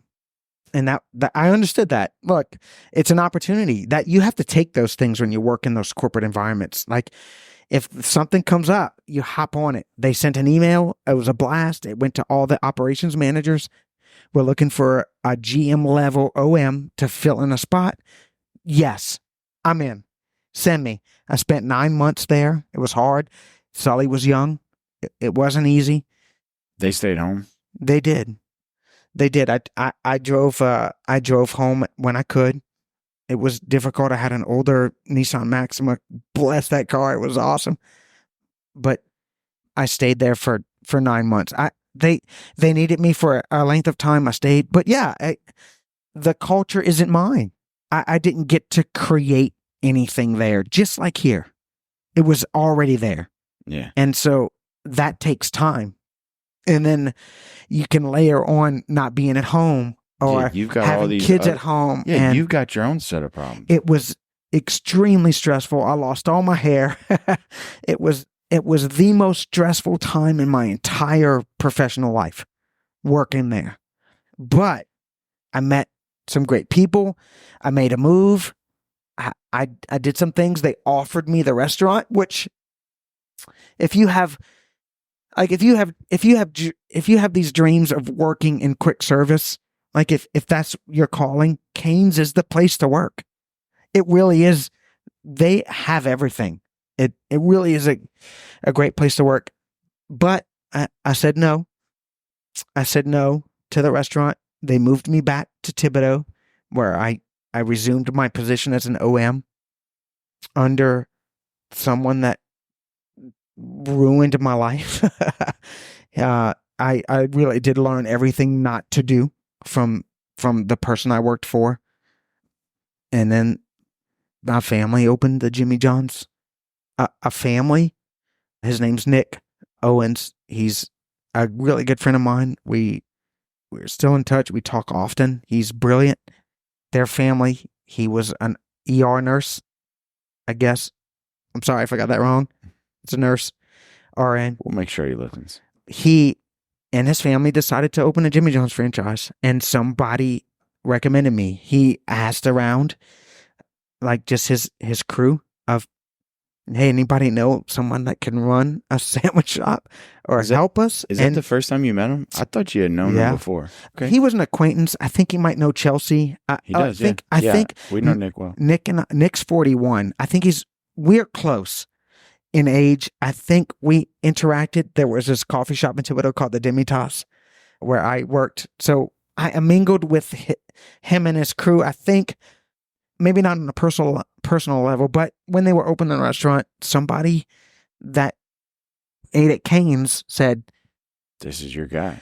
Just like what happened with Bourgeois. Just like that. Somebody said, hey, you gotta get Phil. He's your guy. And Nick called me, and him and his family made me an offer, and I took it. Yeah. I guess the rest is history. I'm glad you was loved. that a new store It was. that opened? Yeah. So the new Bourgeois is not the first new store you opened. It's not even the second. It's not even the Because third. you opened the one in Thibodaux too. The Jimmy John's. I helped open the Jimmy John's in Houma, the Jimmy John's in Thibodaux, and the Raising Cane's in Thibodaux. God. What would we have done without you, Phil? Oof. Just who knows? Me neither. Phil, I have one more little something for you to listen to. Please no. I got to get to bowling. If you would, define your leadership style and how you like to impact the team you work with every day to help them feel motivated and accomplished. Oh, Lord. Chris again. Boy, Chris. I'm glad. I'm Chris? so happy he played along. It was super last minute, and he was, right on time. Hey, you don't know what it's like for Chris to ask you something, Like, you better have an answer Picture him now. Hey, Well, you need me to picture play him it again? standing in front Play of it you. one more time. Play it one more time. Picture him standing in front of you, staring you in the eyes when he says this. It's Ready? happened. No. This isn't new. Picture you're in the drive-thru at the Cane's in Thibodaux, and the window opens. If you would, define your leadership style and how you like to impact the team you work with every day to help them feel motivated and accomplished. Okay. My leadership style is very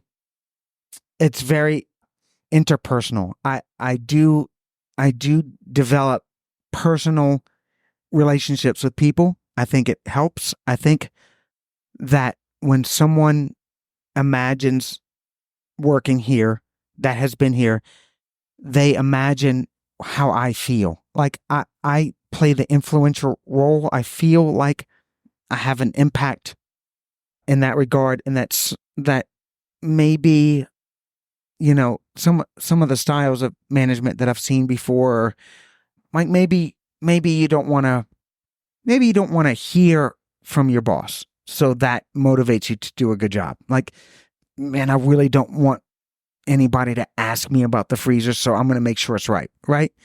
I think more of my mindset is that, like, somebody might do a task and feel good about it because they don't want to let me down. And I got that from the first time I ever had a management position, that I was different, that I wasn't that dictator. I wasn't the military presence. I wasn't disciplined, but my patience level is really high. And it connects to my parenting. My wife will say today that I am the most patient person she's ever met as a dad. And I love that. I really do feel like I've been in the pits. I've done the job. It's been hard, and I'm here now because of the time and the effort I put in, and you can get there too. And I'm here with you every step of the way. Like, we are going to achieve these goals that I present to you together. And it's been working out. You know, I want people to feel like they leave here every day making a difference. And I ask, and I truly inquire about those moments. Who did you impact today? What customer was impacted by you today? You know, like those little moments are everything to me. So Patience is tough, man. The military style leadership or the dictator style leader, I think it comes from, I never thought about it till you just said it, but really stems from a lack of patience. Is I see the problem and I need it fixed this second. But you really don't, really have more time than that to fix every problem. And it's probably better to be a little more patient and fix it the right way rather than rush through a fix that's going to piss everyone off, Well, in parenting that really strikes a chord with me because I don't remember my mom or dad yelling at me very often. Yeah, my main motivation was I didn't want to let them down. I did not want to disappoint them. And how did they do that? How do you do it? Yeah. Because that's the kind of parent I want to be. it's hard. All right, perfect. I think that Can you just tell us everything we need to know? Hey, it comes from Just gotta be a good dad too. you know that disc profile analysis. I think it's so D is for discipline, which you can imagine as a military sort of environment. The I is influence, which is me, like a person that can influence people to achieve goals. The S is for steady, which that's patience. Like, so, and then the C is, what is the C? Compliance. So that's your rule following, sort of like your ability to adhere to standards, I guess. And so, so when you mark mine out, I'm really low discipline. But my influence and steady are really high. That's all I have. So my patience and my influential range are really high, and my discipline and compliance are really low. Faulty low. Like, I think most people hearing that would think that that's really strange and not what you want in a manager. And they're all wrong. yeah. I think it's important that I'm part of a team. Like, I don't think I can exist independently of the astronomical minds that are here today. But yeah, it's hard. It's hard. Even Chris, if he listens, will say that Phil shoots from the hip, right? There is no planning. Nothing is involved prior to showing up and making calls when things go wrong, right? Like, but it's good calls, Like, I don't like that about you. I don't like that you don't do these things that I want. But what you're doing is working, and I don't know how. I don't know how you're succeeding. I'm here for it. I'm gonna try to watch from a distance. Dude, it's all intangibles. It is. Well, dude, I said this. I said this right when we started, and you know this. I've never been left to my own devices as much as here. Do you know that? Like, it's hard to work at those corporate places. They are literally breathing down your neck. They are watching your every maneuver. And here I feel like I can fail and move on. Like, that didn't work. What's next? What's next? What's next? Over and over again until we find something that works, and it works. And if it doesn't work, we'll move on together and say, that didn't work. What's next? And I'll have something, we'll have something, and it may or may not work, but it's exciting. And it keeps like the entrepreneurship alive, like we're really testing waters here. And it's a new building, and we have a new staff, and it really is exciting to pull the trigger on some things that you aren't sure about. Like, Phil dude, was so excited about the new store, and I was so scared. It's weird coming from a place that has 20 years of trial and error. You do this. This works. Don't sway. 2, hey, Phil, we need help with customer service. You hired. Good luck. Here's There's a customer right there. You can go ahead. And here's a lot of rope. Do what you want with it. I'll talk to you in a month and you can tell me how it's going. So how weird of a dude, that's a shift. this is interesting, Phil. What if you, I'm not going to say would reverse the order, but say you would give a seminar for a big franchise company or big corporate structure. What are some things that you living in this world, in this kind of Wild West mom and pop shop environment, what are some things that you could take and if you implemented some of these ideas that maybe the corporate world doesn't have, that they would be more successful? Oh, shit. Well, hey, listen, Shane, they call me Corporate Phil, right? Yeah, we told them to call you that. Did you? That was you? Hey, you know why? Because I was appalled. The just haphazardness of wrapping some burritos. I just hey, how much does that weigh? I don't know. Well, how much is in there? I don't know. What do you mean? What do you mean you don't know? That's hard. That was my deconstruction. I'll use that term.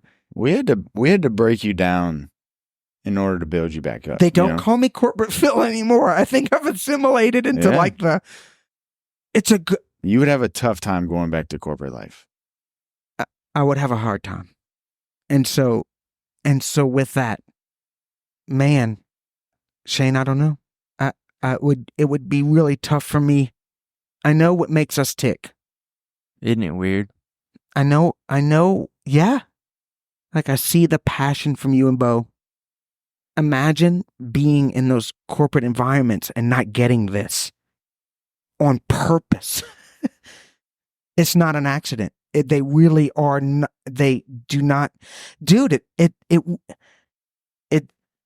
It's hard to imagine someone that's really high up in a company mandating change, and I mean mandating, incorporating these life-changing litigation, whatever you want to call it, to a restaurant that you operate on a daily basis that they have no ties to. You're in the pits, you're working with people every day, you're struggling, you're making labor, and all these things are piling up on you, and somebody from corporate that doesn't work in a restaurant thinks that they know everything. And it's really, really hard. It's a really tough, competitive environment to be in. I appreciate Chris for everything he's ever taught me. I know it's probably hard. I hit the jackpot. I will never... I'll say this, how important it is for somebody to attach to the mission and vision of a company, especially this one, especially one that's so old and on the fourth generation, how invaluable it is to feel that. I would have trouble communicating that to a corporate regional director. You make me believe in you, in your company. That's hard.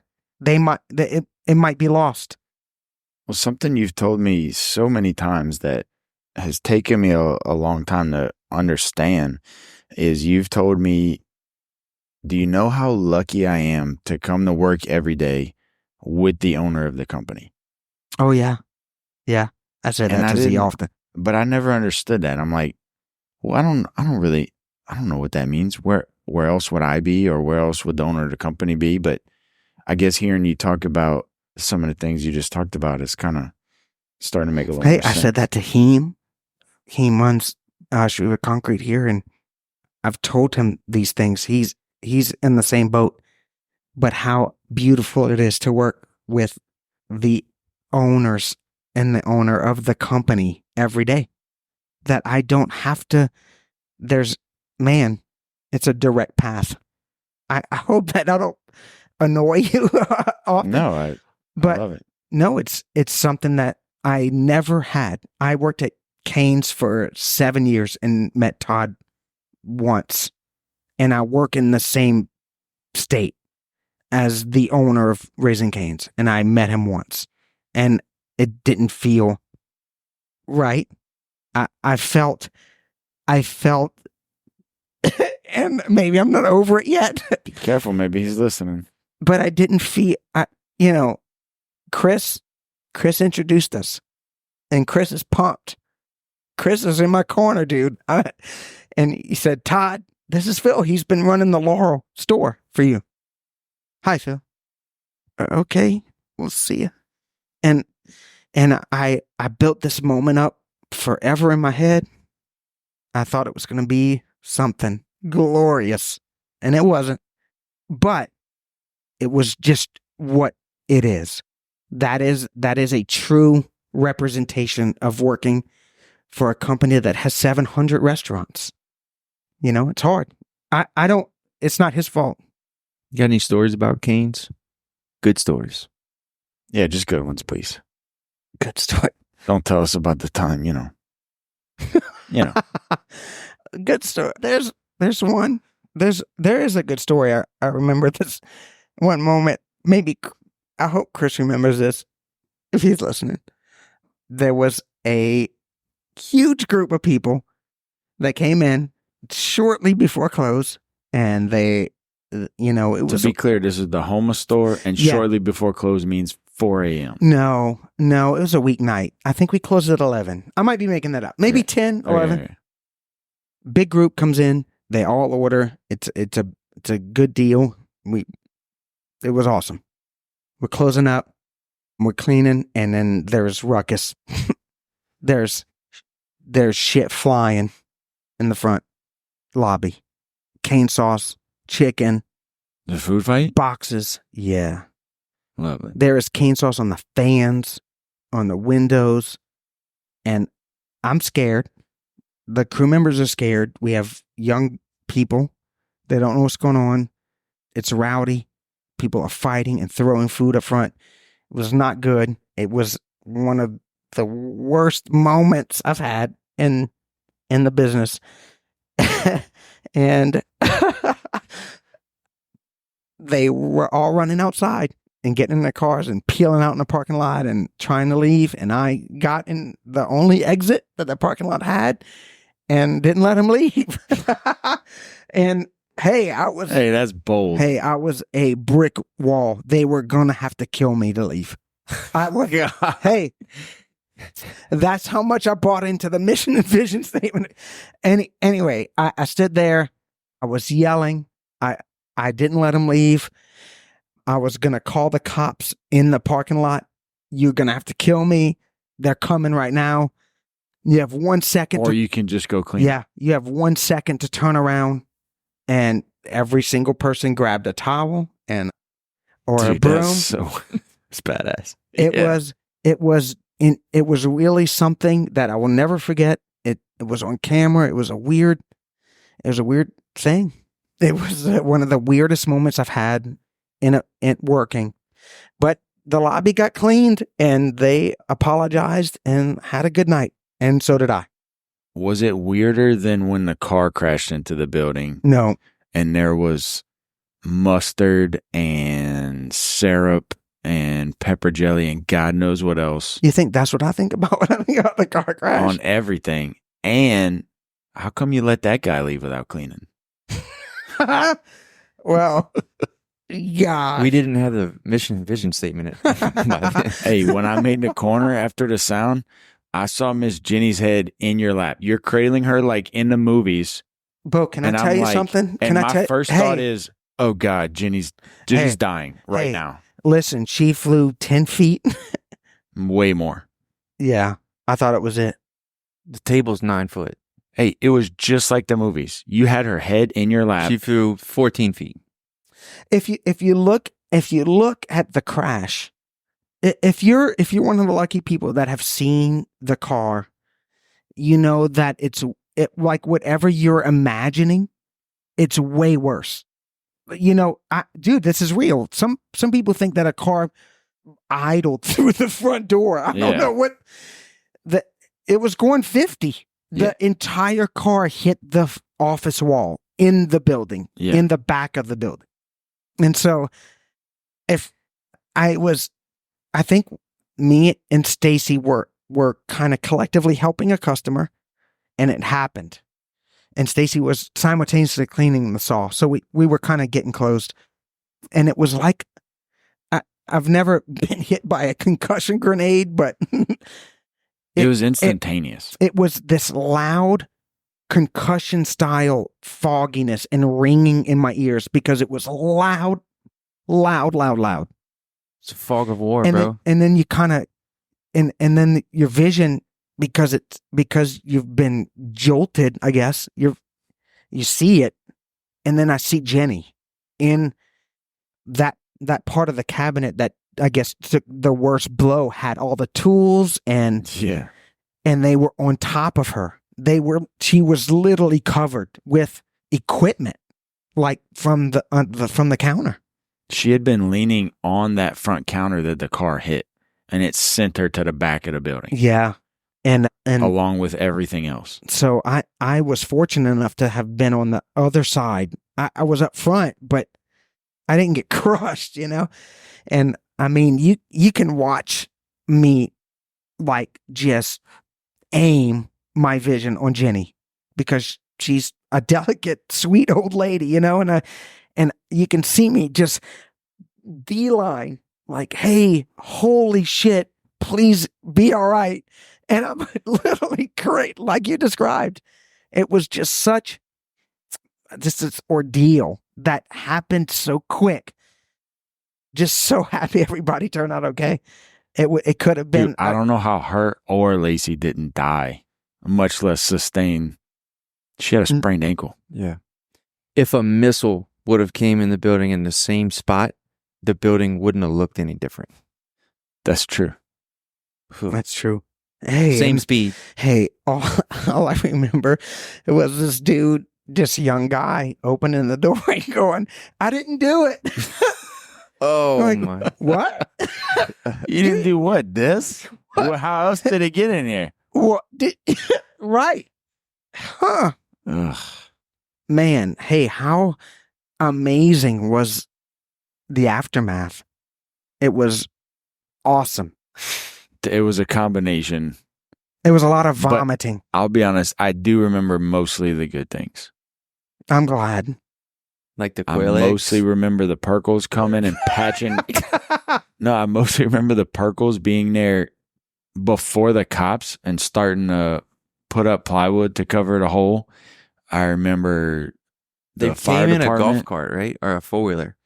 Yeah. Like 4 of them on it. And they just pulled up and said, "What you need?" Yeah, I think it was Jude, Buckwheat, 2 other guys. Which I need. And I remember, dude, checking on everybody and they were fine and I couldn't understand. But I'm still like getting in the ambulance to make sure.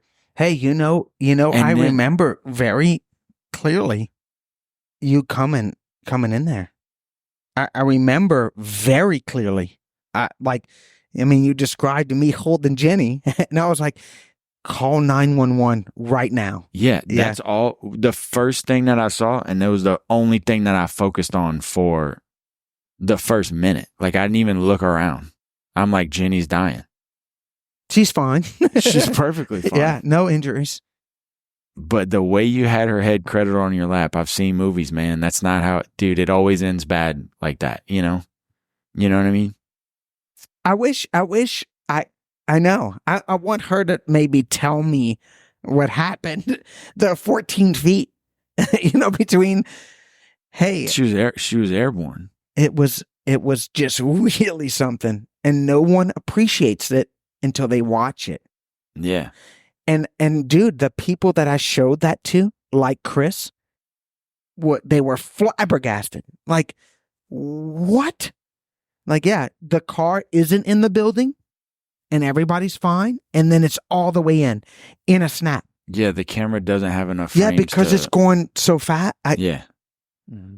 And in the video, like you see Lacey, so she's on the other side of the counter. I think she was restocking the shelf or something. But at the time, she was facing the counter and talking to somebody on the other side of the counter. And the car came in and she disappears. It passed inches from her. But she disappears in the smoke and debris. And then when it clears, she's just standing there. She got pelted in the back of her head and back by that entire shelf of stuff. Syrup and... But dude, we had girls with like legitimate PTSD for months. Lacey had headaches and dude, girls were like, they had to go home because they were scared. And do you know, I started in 2018. Yeah. Yeah. There's a car crash. There's a hurricane. There's COVID. Yeah. And I was fine. Shit. Hey, I was fine coasting at Jimmy John's. Jimmy John's didn't have no car through the building. Yeah. They probably did all right for COVID. I know. Yeah. They got to drive through, you know. My first like 3 or 4 years here were just, it was a lot of thinking about if you made the right decision. And it's funny. I listened to your podcast, and I think right towards the end, you mentioned that. I think when I came in for the interview, you had mentioned within a year you wanted a new store opened. Yeah. Yeah, you said that. In 2018. I was like, we're about a year out. Yeah, I know. I said, okay, I'm in. And it was way later. 5 years later, yeah. Yeah. Okay, you were also there for the pawpaw crash in the building. It was just me, you, and Shane. Not into the building, into the bayou. Yeah. That was something. What else, dude? Give us some good bourgeois stories or chilies or Jimmy Jams or whatever you got. Shucks. What's the best thing to order at Jimmy John's? We already know that. The beefy crunch. Is that number? No, they don't have it anymore. Okay. Golly. Nick, get the beefy crunch back. Come on, Nick. The beef crunch. Hey, hey, I'm a fan. I go to Jimmy John's often. I've been on the BLTs lately. The number one is ham and cheese, and it is amazing. I get that every time. All right, Phil, how about some things you've learned along your journey, starting way back when, up until now, that maybe you feel like you need to pass on? And I know you mentioned some things you want to pass on to Sully, but maybe not to Sully, maybe just to everyone. I know we talked about this the other day at our little meeting in the office, and this is deep. I really do want to make a difference. I really do want to have a positive impact in the world. I want to be remembered for. I want to be remembered for my contributions to. I guess I don't want to say altruism, but looking out for other people in a selfless sense, but that I truly feel a connection, and that the life is hard, and it's filled with disappointment and triumphs and ups and downs, and that we're here together, and that I've been there, especially to the young people that I work with and my kids, that I understand pain and suffering, and maybe more than someone should. And so, and I contemplated this earlier, Shane. I thought about who would I be if I grew up different. And I'm not sure that I want to be. I'm happy with the way I turned out. I have things to share.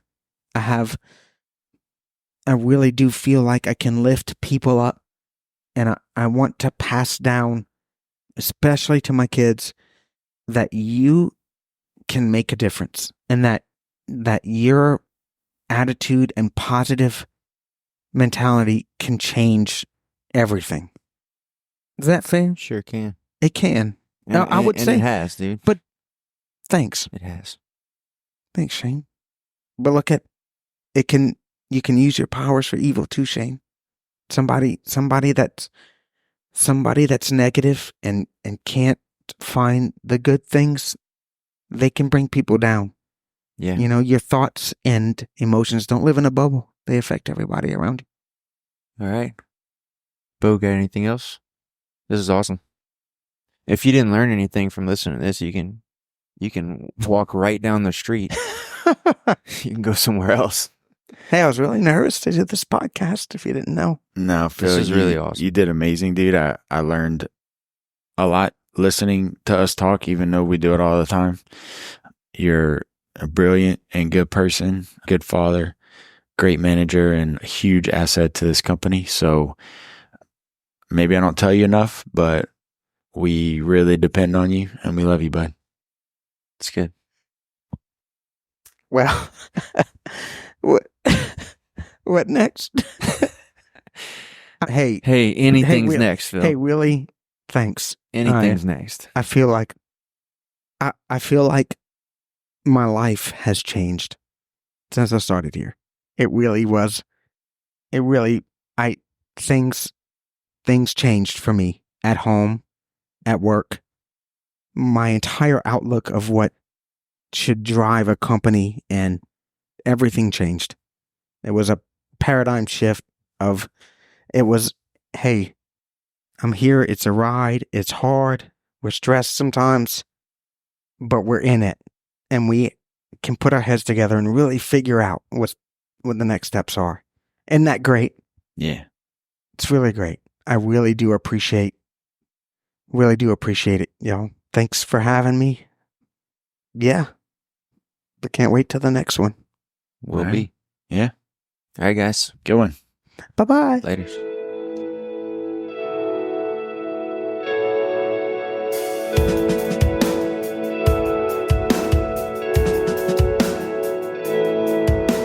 All right, that's it for this episode of the Miracles in Meat podcast. We ask that you share it with at least one person in your life that you think needs to hear it. If you got a little something from it, you got some little goose pimples, or it just gave you some feel goods, send it to someone else. Let them feel that too. And if you loved it, please leave us a 5-star review. That'll really help out. And if you only loved it like 4 stars worth of, please do not leave a review. Same thing with the 1 through 3. Not interested in any of those, only 5 stars. If you have any personal questions or comments about the episode, shoot them over to Bourgeois Meat Market on Facebook or Instagram, and we'll reach back out. And if you have any ideas for any cool future guests, please shoot those over too. We're always interested in hearing who else is out there and what kind of cool stories we might be able to bring into this place. See you next time. Thanks for listening.